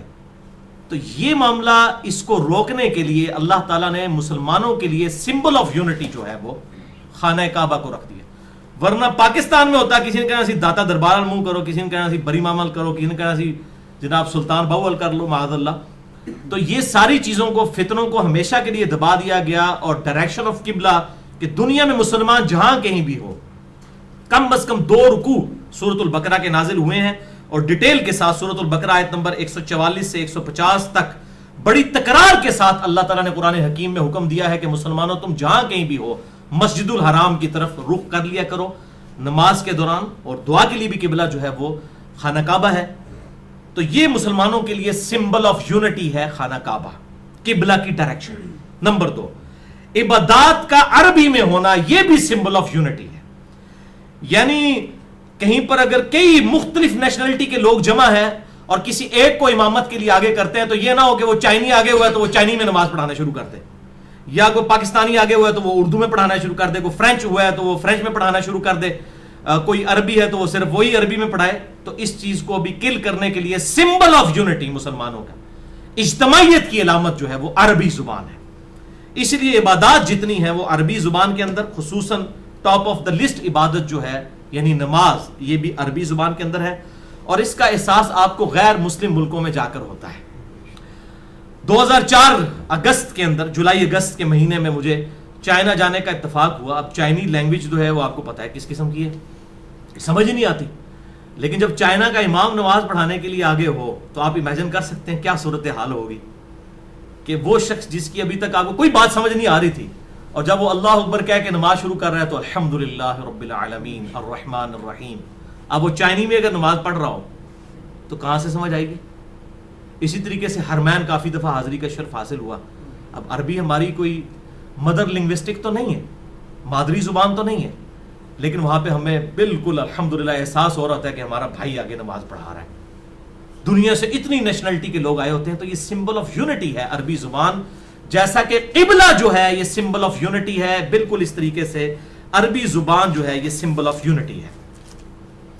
اب اس میں جاوید احمد غامدی صاحب اور مولانا اسحاق مدنی صاحب کا یہ کہنا کہ جی مطلب نہیں لوگوں کو پتا ہوتا, تو دعا کا مقصد تو ہے کہ دل سے بندہ اللہ کی طرف متوجہ ہو. تو میرے بھائی سب سے بڑی دعا تو ہے سورۃ الفاتحہ, جس کے بارے میں بخاری اور مسلم کی متفق علیہ حدیث ہے, لا صلاۃ لمن لم یقرأ بفاتحۃ الکتاب, اس کی نماز ہی نہیں ہوتی جو نماز میں سورۃ الفاتحہ نہیں پڑھتا. تو سورہ فاتحہ اگر بغیر ترجمے کے کوئی پڑھ رہا ہے تو اس کو بھی پھر اردو ترجمہ یاد کروا دیں, وہ سورہ فاتحہ کی بجائے جو ہے وہ ترجمہ پڑھنا شروع کر دیں. نہیں جی وہ فاتحہ کا ترجمہ یاد کر لے گا, اور بھائی فاتحہ کا ترجمہ وہ یاد کر لے گا, نماز کا ترجمہ یاد کر لے گا, 2-4 دعاؤں کا ترجمہ نہیں یاد کر سکتا. تو یہ بالکل معاملہ غلط ہے. اور میں اس حوالے سے یہ بات کروں کہ اگر ناک پہ مکھی بیٹھ جائے تو ناک کو نہیں کاٹنا چاہیے, مکھی کو اڑانا چاہیے. اگر کسی کو سورۃ الفاتحہ کا ترجمہ نہیں آتا, اس کو یہ نہیں ہم کہیں گے کہ سورۃ الفاتحہ اردو میں پڑھنی شروع کر دے نماز کے اندر, بلکہ اسے کہیں گے بھائی ترجمہ یاد کرو. اسی طریقے سے اگر کسی دعا کا ترجمہ اسے یاد نہیں ہے تو اسے کہیں کہ دعا یاد کرو, دعا کا ترجمہ یاد کر لو. اس لیے بھائیو ہم نے جو گرین کارڈ اپنا چھاپا ہے, صبح و شام کے جو اذکار والا بلو کارڈ, آخرت کا بلو کارڈ, اور فرض نماز کے بعد والا گرین کارڈ, اہل سنت پاک.com پہ دونوں زبانوں کے اندر, عربی کے نیچے اردو ترجمے والا بھی اویلیبل ہے اور ہندی ترجمے والا بھی اویلیبل ہے. اس کی اینڈرائڈ اپلیکیشنز بھی اویلیبل ہیں اہل سنت پاک.com پہ. ہر دعا کے نیچے ترجمہ لکھا ہوا ہے تاکہ یاد کریں. اور اکثر اردو اور ہندی والوں کو تو مسئلہ نہیں ہوتا, 40% عربی کے الفاظ اردو میں اور ہندی میں مستعمل ہیں, ہمیں سمجھنے میں آسانی ہوتی ہے, کوئی مشکل نہیں ہوتی. تو میرا مشورہ یہی ہے کہ چند ایک جامع دعائیں یاد کر لیں, کوئی ہزاروں دعائیں یاد کرنے کی ضرورت نہیں, چند ایک جامع دعائیں یاد کر لیں ترجمے کے ساتھ. جہاں نماز یاد کی ہوئی ہے ترجمے کے ساتھ تو یہ دعائیں بھی یاد کر لیں, اور اسی ترجمے کو ذہن میں رکھتے ہوئے بجائے اردو میں دعائیں مانگنے کے عربی میں دعائیں مانگیں, انہی ترجموں کے ساتھ ذہن میں رکھتے ہوئے. اس حوالے سے مشکات المصابیح جو انسائکلوپیڈیا آف حدیث ہے, میں نے مسئلہ نمبر 111B اس پہ پورا ریکارڈ کروایا ہے. اس میں 282 احادیث ہیں انٹرنیشنل نمبر کے مطابق. مشکات میں 2223 سے 2504 تک کتاب الدعوات چیپٹر میں آپ صلی اللہ علیہ وسلم کی مختلف اوقات کی دعائیں ہیں. جو آپ کو پسند ہو آپ اس کو یاد کریں اور اس کا ترجمہ یاد کر کے نماز میں پڑھیں. لیکن ہر مسئلے کے لیے میں آپ کو ایک ہی دعا بتا دیتا ہوں. اکثر لوگ مجھے ای میل کرتے ہیں جی روزگار کے لیے, کوئی کہتا ہے جی اولاد کے لیے, کوئی کہتا ہے جی پریشانی دور کرنے کے لیے, کوئی کہتا ہے جی جو رزق میں برکت کے لیے, کوئی کہتا ہے بیماری دور کرنے کے لیے کوئی دعا بتا دیں. بھائیو ہم آپ کو 50 دعائیں نہیں بتاتے ہیں, ایک دعا بتاتے ہیں, ایک دعا جو اکثر مسلمانوں کو پہلے ہی آتی ہے, اس کو ترجمے کے ساتھ یاد کر لیں اور اس دعا کو آپ ہر جگہ پڑھیں جس مقصد کے لیے پڑھیں. اور الحمدللہ قرآن حکیم میں سورۃ البقرہ کی آیت نمبر 201 کے اندر اللہ تعالیٰ نے وہ دعا اہل ایمان کو تعلیم فرمائی ہے اور مومنین کی نشانی بتایا ہے اس دعا کو کہ مومنین اس کے ذریعے اللہ تعالیٰ سے دعا مانگتے ہیں. اور آگے اللہ تعالیٰ نے اپنا فتویٰ بھی سنا دیا ہے کہ جو کوئی ان الفاظ کے ساتھ ہم سے دعا مانگتا ہے ہم اس کی اس دعا کو دنیا اور آخرت میں اس کے حق میں قبول کریں گے. الحمدللہ. اور وہ دعا ہے سورۃ البقرہ آیت نمبر 201, ربنا آتنا فی الدنیا حسنہ وفی الآخرۃ حسنہ وقنا عذاب النار. یہ وقف کر کے میں نے پڑھا اور کنٹینیوس پڑھیں گے. ربنا آتنا فی الدنیا حسنۃ وفی الآخرۃ حسنۃ وقنا عذاب النار. اب اس کا ترجمہ بھائیو یاد کرنا کوئی راکٹ سائنس ہے. ربنا آتینا, اے رب ہمارے ہمیں عطا فرما, ہمیں دے دے, فی الدنیا حسنہ, اس دنیا میں بھلائی, وفی الآخرۃ حسنہ, اور آخرت میں بھلائی. اور آخرت کی سب سے بڑی بھلائی کیا؟ وقنا عذاب النار, ہمیں آگ کے عذاب سے بچا لے. آمین. اللہم اجرنا من النار, اللہم اجرنا من النار, اللہم اجرنا من النار. اچھا مولویوں کی تسلی نہیں ہوئی, انہوں نے اس کے ساتھ لگا دیا وقنا عذاب القبری, وقنا عذاب الحشری, وقنا عذاب المیزان, پتہ نہیں کیا کچھ لگا دیا. حالانکہ تعلیم کی کمی ہے. دنیا اور آخرت اس میں کور ہو جاتی ہے. کیوں؟ پھر دنیا حسنہ میں پوری دنیا کور, وفی الآخرۃ حسنہ میں قبر بھی کور, میدان حشر بھی کور, میزان عمل بھی کور. کیوں؟ بخاری اور مسلم کی متفق علیہ حدیث ہے کہ آپ صلی اللہ علیہ وسلم نے فرمایا جو شخص مر گیا اس کی قیامت قائم ہو گئی, مرتے ہی قیامت قائم ہو گئی. اور بخاری اور مسلم کی متفق علیہ حدیث ہے کہ آپ صلی اللہ علیہ وسلم کی وفات کے دنوں میں سیدہ عائشہ کہتی ہیں میرے بھائی نے مسواک اٹھائی ہوئی تھی, آپ نے مجھ سے مانگی, میں نے انہوں نے چبانے ہی شروع کی تو وہ چبائی نہ گئی, سخت تھی, تو میں نے اپنے منہ میں چبا کر آپ صلی اللہ علیہ وسلم کے منہ میں ڈالی. اللہ تعالیٰ نے میرے تھوک کو اور نبی صلی اللہ علیہ وسلم کے تھوک کو اس دن جمع فرما دیا ایک ہی جگہ پر جو نبی صلی اللہ علیہ وسلم کی دنیا کی زندگی کا آخری دن اور آخرت کی زندگی کا پہلا دن تھا. بخاری اور مسلم میں. تو اما عائشہ حضور کی وفات کے دن کو کیا کہہ رہی ہیں؟ آخرت کی زندگی کا پہلا دن. تو وہ فی الآخرۃ حسنہ میں قبر بھی آ گئی, آخرت بھی آ گئی, میزان عمل بھی آ گیا, سب کچھ آ گیا. تو یہ مولویوں نے خام خواہ بیچ میں چیزیں, وہ کسی نے ودخلنا مال ابرار یا عزیز و یا غفار, پتہ نہیں کیا کچھ بیچ میں لگایا ہوا ہے. بس یہ کامل دعا یہی ہے, ربنا آتنا فی الدنیا حسنہ وفی الآخرۃ حسنۃ وقنا عذاب النار. اس کو بدل نہیں سکتے, یہ بہت خطرناک معاملہ ہے. بخاری اور مسلم کی متفق علیہ حدیث ہے, ایک صحابی کو آپ نے دعا تعلیم فرمائی وضو کے بعد کی, اس میں الفاظ تھے بنبی کا ارسلتا, میں ایمان لایا اس پر جو تیرے نبی کے ساتھ نازل ہوا. اس صحابی نے دعا پڑھتے ہوئے کہہ دیا برسولی کا ارسلتا. اب کوئی فرق ہے؟ میں ایمان لایا اس کتاب پر جو تیرے رسول پر نازل ہوئی. رسول تو سپرلیٹو ڈگری ہے, نبی سے بھی اوپر کی ڈگری. ہر نبی رسول نہیں ہوتا, چاند ایک رسول ہے. آپ صلی اللہ علیہ وسلم فرمایا تو نے میرے الفاظ کیوں چینج کیے؟ وہی کہہ جو میں نے کہا تھا بنبی کا ارسل تھا. اب اس نے کہا یا رسول اللہ میں نے کون سی گستاخی کر دی ہے, میں تو اچھے الفاظ استعمال کیے ہیں, عشق دے چلے نمبر لے گئے, عقل والے ہوتے ہیں انجے ہی عملہ گالیاں, کچھ نہیں انہوں نے کہا. اب جو نبی صلی اللہ علیہ وسلم اپنے الفاظ کو نہیں بدلنے دے رہے اور اچھے الفاظ اس نے استعمال کیے, وہ یہ اجازت دیں گے کہ آپ صلی اللہ علیہ وسلم کی سنت دعاؤں کو آپ اس حوالے سے چینج کریں کہ اس میں چیزیں ایڈ کرنا شروع کر دیں, یا آپ اس کو جو ہے وہ اردو میں ٹرانسلیٹ کر کے لوگوں کو یہ ترغیب دلائیں کہ بھئی عربی یاد کرنے لوڑ نہیں, اردو ہی دعا مانگو. یہ آپ صلی اللہ علیہ وسلم اجازت دیں گے؟ تو یہ بدعت کے ٹاپک پہ میں نے کم از کم 5 گھنٹے کی گفتگو ریکارڈ کروا دی ہے, مثلا نمبر 75A اور 75B اہل سنت پاک.com پہ. اس میں بھی میں نے یہ ان حدیثوں کو ڈیٹیل کے ساتھ ڈسکس کیا تھا. لہذا نوکری کا مسئلہ ہو, رشتے کا مسئلہ ہو, پیپر دیے ہوئے ہو, پاس ہونے کا ایشو ہو, بیماری کا مسئلہ ہو, کوئی مسئلہ ہے اپنے ذہن میں رکھیں اور پھر دنیا حسنہ کو دل میں رکھیں کہ دنیا میں میرے لیے بھلائی, ہر چیز بھلائی. اچھی صحت کیا بھلائی نہیں ہے؟ اچھی نوکری کیا بھلائی نہیں ہے؟ اچھی بیوی کیا بھلائی نہیں ہے؟ ہر چیز ذہن میں رکھتے ہوئے جو آپ کی خواہش ہے یہ دعا کریں, ربنا آتنا فی الدنیا حسنہ وفی الآخرۃ حسنۃ وقنا عذاب النار. اور اس میں یقین کریں آپ کو گلٹ بھی نہیں ہوگا, صرف آپ اللہ سے دنیا نہیں مانگ رہے ہوں گے, کیونکہ سورۃ البقرہ میں آتا ہے کہ جو دنیا دار لوگ ہیں نا, جو اللہ سے باغی لوگ ہیں, وہ کہتے ہیں اللہ ہمیں دنیا میں ہی عطا فرما دے. اور اللہ تعالیٰ پھر ساتھ فرماتا ہے سورۃ البقرہ آیت نمبر 201 کہ جو میرے نیک ایمان والے بندے ہیں وہ یہ نہیں کہتے اللہ ہمیں دنیا میں ہی دے دے, وہ کہتے ہیں ربنا آتنا فی الدنیا حسنہ وفی الآخرۃ حسنۃ وقنا عذاب النار. اچھا اب آپ ویسے دعا کر رہے ہو اللہ میں پاس ہو جاؤں یا اچھا رشتہ ہو جائے, نوکری لگ جائے, اس وقت آپ پیورلی دنیا کی دعا کر رہے ہوں گے. لیکن جب آپ یہ دعا کریں گے تو آپ اللہ تعالیٰ کو بھی ناراض نہیں کریں گے, دونوں چیزیں ایڈ ہو جائیں گی ساتھ. یعنی اللہ تعالیٰ کو بھی آپ سے کوئی گلہ شکوہ اس حوالے سے نہیں رہے گا. آپ کہہ رہے ہوں گے یا اللہ ربنا آتنا فی الدنیا حسنہ وفی الآخرۃ حسنۃ وقنا عذاب النار, تو آپ اہل ایمان میں شامل ہو جائیں گے سورۃ البقرہ آیت نمبر 201 کے تحت. اسی کانٹیکسٹ میں 3 احادیث ہیں بڑی اہم الحمدللہ. پہلی حدیث صحیح بخاری میں 6399, صحیح مسلم میں 6840, مشکات میں 2487. سیدنا انس ابن مالک رضی اللہ تعالیٰ عنہ جنہوں نے 10 سال تک آپ صلی اللہ علیہ وسلم کو وضو کروایا, آپ کی وفات کے بعد 82 سال تک زندہ رہے اور 93 ہجری کے اندر بصرہ میں فوت ہوئے. آخر میں فوت ہونے والے چند صحابہ میں سے ہیں انس ابن مالک, بہت قریبی صحابی آپ صلی اللہ علیہ وسلم. ان سے کسی تابعی نے آگے پوچھا کہ بتائیے کہ اللہ کے نبی صلی اللہ علیہ وسلم جب اللہ سے مانگا کرتے تھے تو کیا دعا مانگا کرتے تھے؟ تو پتہ انہوں نے کیا جواب دیا؟ انہوں نے کہا کہ اللہ کے نبی صلی اللہ علیہ وسلم جب کبھی بھی اپنے رب سے دعا مانگا کرتے یا کسی بھی چیز کا سوال کیا کرتے تو آپ کی اکثر دعا یہی ہوا کرتی تھی, اللہم ربنا آتنا فی الدنیا حسنہ وفی الآخرۃ حسنۃ وقنا عذاب النار. ہر معاملے میں کوئی سوال بھی کرتے تو اس دعا کے ساتھ.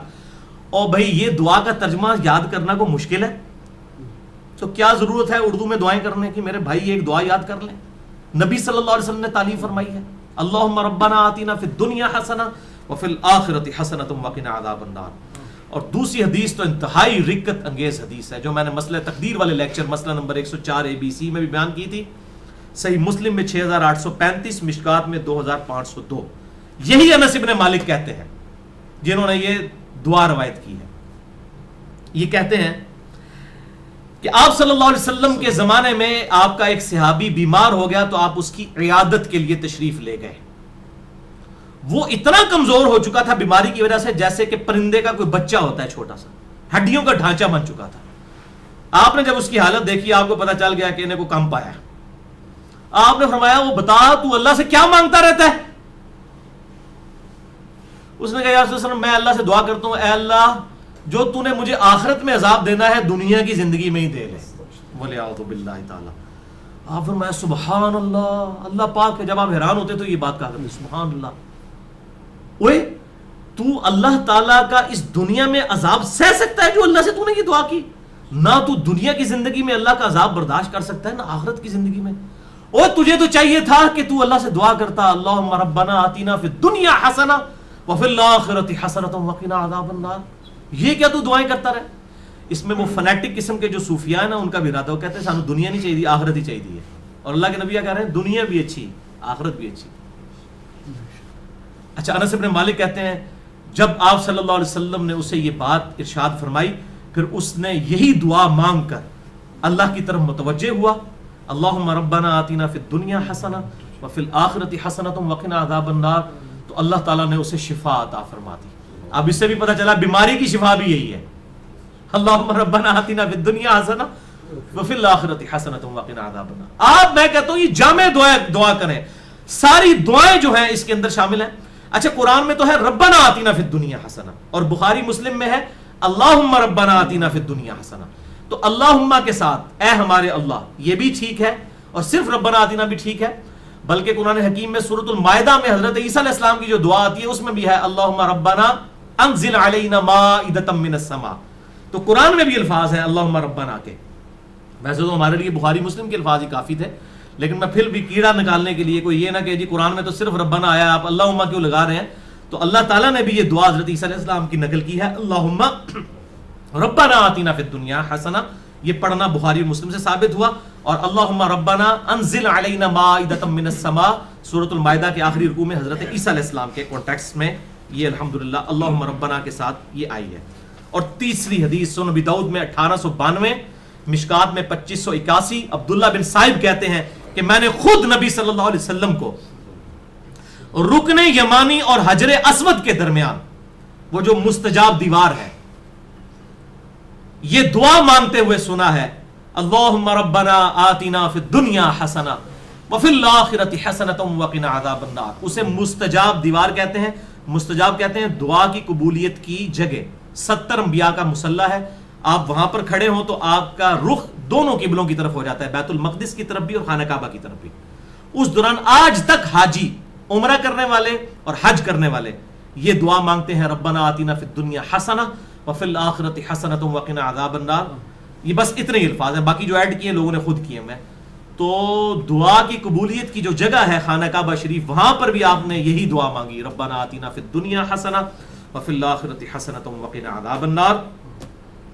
اسماء اعظم اور دعا کی قبولیت کے لیے کیا کیا طریقے ہیں، اس حوالے سے میرا مسئلہ نمبر 82 ڈیٹیل کے ساتھ ریکارڈ ہے. اور بھائیو، بخاری اور مسلم اور باقی احادیث کی روشنی میں کئی ایک مقامات ہیں جو دعا کی قبولیت کی جگہ ہیں. مثلا اذان اور اقامت کے درمیان جو وقفہ ہے جماعت کھڑے ہونے تک کا، یہ دعا کی قبولیت کا سبب ہے. ابو داؤد میں حدیث موجود ہے. آج میرا ٹاپک نہیں، اس لیے میں سکپ کر رہا ہوں. اسی طریقے سے تیز بارش کے وقت دعا قبول ہوتی ہے. میدان جنگ میں، جنگ کے دوران عین، اس وقت دعا کی قبولیت کا وقت ہے. جمعے والے دن خطیب جب جو ہے وہ 2 خطبوں کے درمیان وقفہ کرتا ہے، اس دوران دل میں دعا مانگی جائے، وہ قبولیت کا وقت ہے. اور کئی ایک قبولیت کے وقت ہیں، لیکن ایک وقت ایسا ہے جو ہر وقت آپ کے پاس اویلیبل ہے. اسی کانٹیکسٹ میں آپ کو اگلی 5 حدیثیں میں بیان کرنے لگا ہوں، اور وہ ہے نماز میں دعا مانگنا، جس کے لیے آپ کو جمعے کے دن کے انتظار کی ضرورت نہیں ہے، کسی اور چیز کی ضرورت نہیں. جب بھی آپ نماز پڑھیں، یہ 5 حدیثیں، اسی پہ ہماری گفتگو کنکلوڈ ہوگی. پہلی حدیث صحیح بخاری میں 6230، صحیح مسلم میں 897، مشکات میں 909، کہ آپ صلی اللہ علیہ وسلم نے صحابہ اکرام علیہم رضوان کو تشہد تعلیم فرمایا، التحیات للہ والصلوات والطیبات عبدہ ورسولہ تک. اور اس کے بعد آپ صلی اللہ علیہ وسلم نے فرمایا جب یہ تشہد پڑھ چکو، اس کے بعد جو من پسند دعا ہو وہ تم اپنے رب سے مانگ سکتے ہو، جو بھی من پسند، یعنی جو بھی دعا مانگنی ہے. آپ کتاب و سنت میں اگر کوئی دعا آئی ہے وہ بھی مانگ سکتے ہیں، اس کے علاوہ بھی کوئی مانگ سکتے ہیں، لیکن مانگیں گے عربی میں. عربی سمبل آف یونٹی ہے مسلمانوں کا. اور ویسے ایک دعا ہی، اللہم ربنا آتنا فی الدنیا حسنہ وفی الآخرۃ حسنۃ وقنا عذاب النار، یہی کافی ہے. بل اس حدیث میں عدم ذکر ہے درود ابراہیمی کا، وہ اگلی حدیثوں میں موجود ہے. صحیح مسلم میں 1739، مشکات میں 1257 میں ہے کہ اما عائشہ کہتی ہیں کہ نبی صلی اللہ علیہ وسلم جب تشہد بیٹھتے اللہ کی حمد بیان کرتے، اس کے بعد دعائیں کرتے. اور یہی حدیث سنن نسائی میں 1720 اور 1721 ہے کہ آپ صلی اللہ علیہ وسلم اللہ کی حمد بیان کرتے، اس کے بعد نبی صلی اللہ علیہ وسلم پر درود پڑھتے، اور اس کے بعد اپنے رب سے دعائیں مانگا کرتے. اور یہی ترتیب ہے جو جامع ترمذی میں انٹرنیشنل نمبر کے مطابق 593 نمبر حدیث ہے کہ ایک صحابی تھے، انہوں نے بڑی تیزی سے نماز پڑھی اور اس کے بعد جو ہے وہ بڑی جلدی جلدی دعا مانگنا شروع کی. آپ صلی اللہ علیہ وسلم نے انہیں بلا کر نماز کا طریقہ سکھایا، اور دعا مانگنے کا خصوصاً طریقہ اس میں موجود ہے کہ سکھایا. اور آپ صلی اللہ علیہ وسلم نے فرمایا کہ دعا میں جلدی نہ کرو، پہلے اللہ کی حمد بیان کرو، اس کے بعد درود شریف پڑھو، پھر دعا مانگا کرو. اتنے میں ایک اور شخص آیا جس نے اللہ کی حمد بیان کی، درود شریف پڑھا، پھر دعا مانگی. تو آپ نے 2 دفعہ فرمایا سل تعطا، سل تعطا، مانگ تجھے دیا جائے گا، مانگ تجھے دیا جائے گا. یعنی درود شریف اور اللہ کی حمد، یہ پروٹوکول ہے دعا کی قبولیت کا.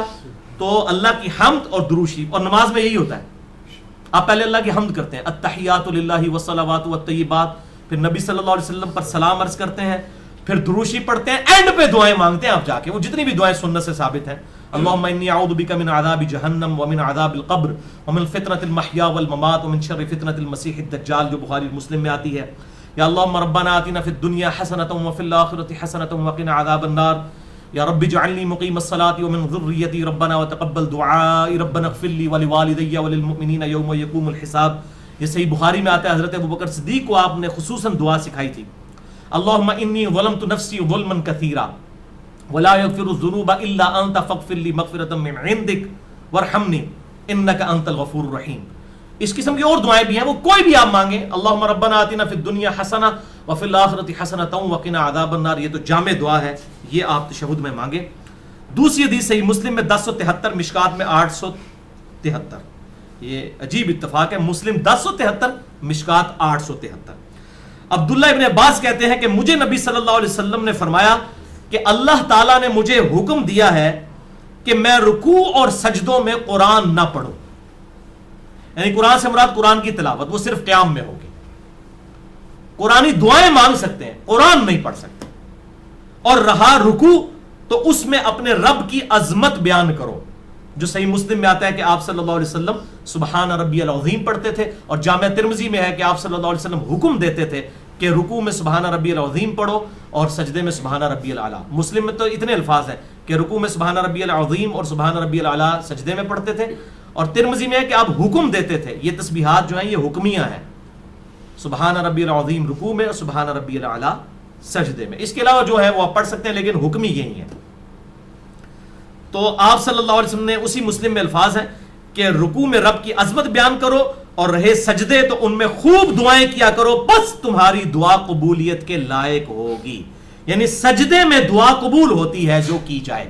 لہذا سجدے میں بھی الحمدللہ میرا بھی طریقہ ہے، میں سجدے میں یہ دعا مانگتا ہوں، ربنا آتینا فی الدنیا حسنہ وفی الآخرۃ حسنۃ وقنا عذاب النار. یہ کوئی بھی قرآنی دعا مانگ سکتے ہیں.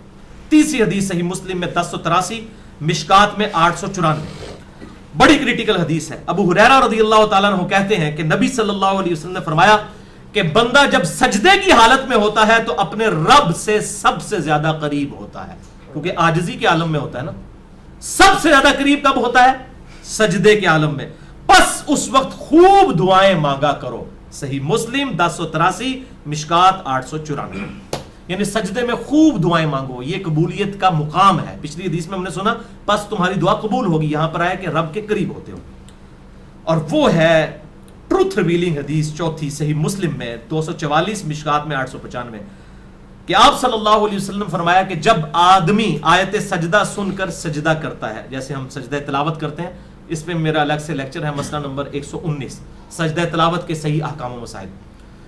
یا جب بھی کوئی سجدہ کرتا ہے تو اس وقت شیطان جو ہے وہ چیخیں مارتا ہوا الگ ہو جاتا ہے اور کہتا ہے ہائے افسوس، مجھے اللہ نے سجدے کا حکم دیا اور میں نے اللہ کا حکم نہ مانا، اور دوزخ میرا مقدر ہوگی والعیاذ باللہ تعالی. اور ابن آدم کو سجدے کا حکم ہوا، اس نے اللہ کا حکم مان لیا، جنت اس کا مقدر ہوگی. میں نے اللہ کا حکم نہیں مانا، دوزخ میرا مقدر ہوگی والعیاذ باللہ تعالی. اللہم اجرنا من النار، اللہم اجرنا من النار، اللہم اجرنا من النار. پانچویں اور آخری حدیث آج کی صحیح بخاری میں 817، صحیح مسلم میں 1085 اور مشکات میں 871. اما عائشہ رضی اللہ تعالیٰ عنہ کا بیان ہے کہ نبی صلی اللہ علیہ وسلم اپنے رکوع اور سجود میں بڑی کثرت کے ساتھ یہ دعا پڑھا کرتے تھے، سبحانک اللہم ربنا وبحمدک اللہم اغفر لی. اور آپ صلی اللہ علیہ وسلم قرآن کے حکم پر عمل کیا کرتے تھے. یہ کیا مطلب ہے اس کا؟ قرآن کے حکم پر عمل کیا کرتے تھے. سورۃ النصر سورت نمبر ہے 110، اس میں یہ آپ صلی اللہ علیہ وسلم کو حکم نازل ہوا. یہ آپ کی وفات کی خبر تھی، اس میں بخاری اور مسلم میں آتا ہے اذا جاء نصر اللہ والفتح ورأیت الناس يدخلون فی دین اللہ افواجا فسبح بحمد ربک واستغفر انہ کان توابا. یعنی آپ صلی اللہ علیہ وسلم نے اس دین کو غالب کر دیا ہے، اب آپ یکسو ہو کر اپنے رب سے استغفار کیجئے اور اللہ کی حمد بیان کیجئے. جب یہ صورت نازل ہوئی تو بخاری اور مسلم کے میں نے نمبر بتائے.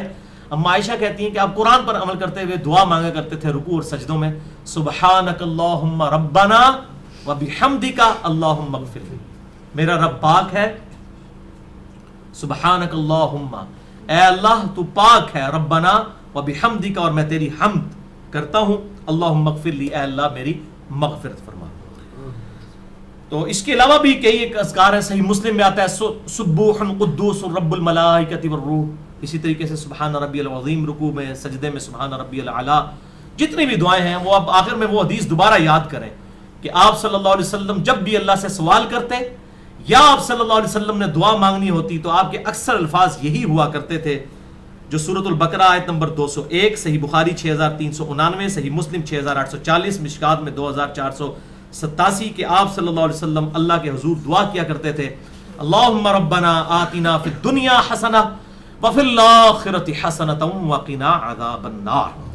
اللہ تعالیٰ سے دعا ہے جو حق بات میں نے کہی اللہ تعالیٰ ہمارے دلوں میں راسخ فرمائے. اگر جذبات میں میرے منہ سے کوئی غلط بات نکل گئی تو اللہ تعالیٰ ہمارے دلوں سے محف کر دے. ہمیں کتاب و سنت کی تعلیمات پر عمل کر کے دوسرے بھائیوں تک پہنچانے کی توفیق عطا فرمائے. سبحانک اللہم وبحمدک اشہد ان لا الہ الا انت استغفرک واتوب الیک وما علینا الا البلاغ المبین. جزاک اللہ خیر.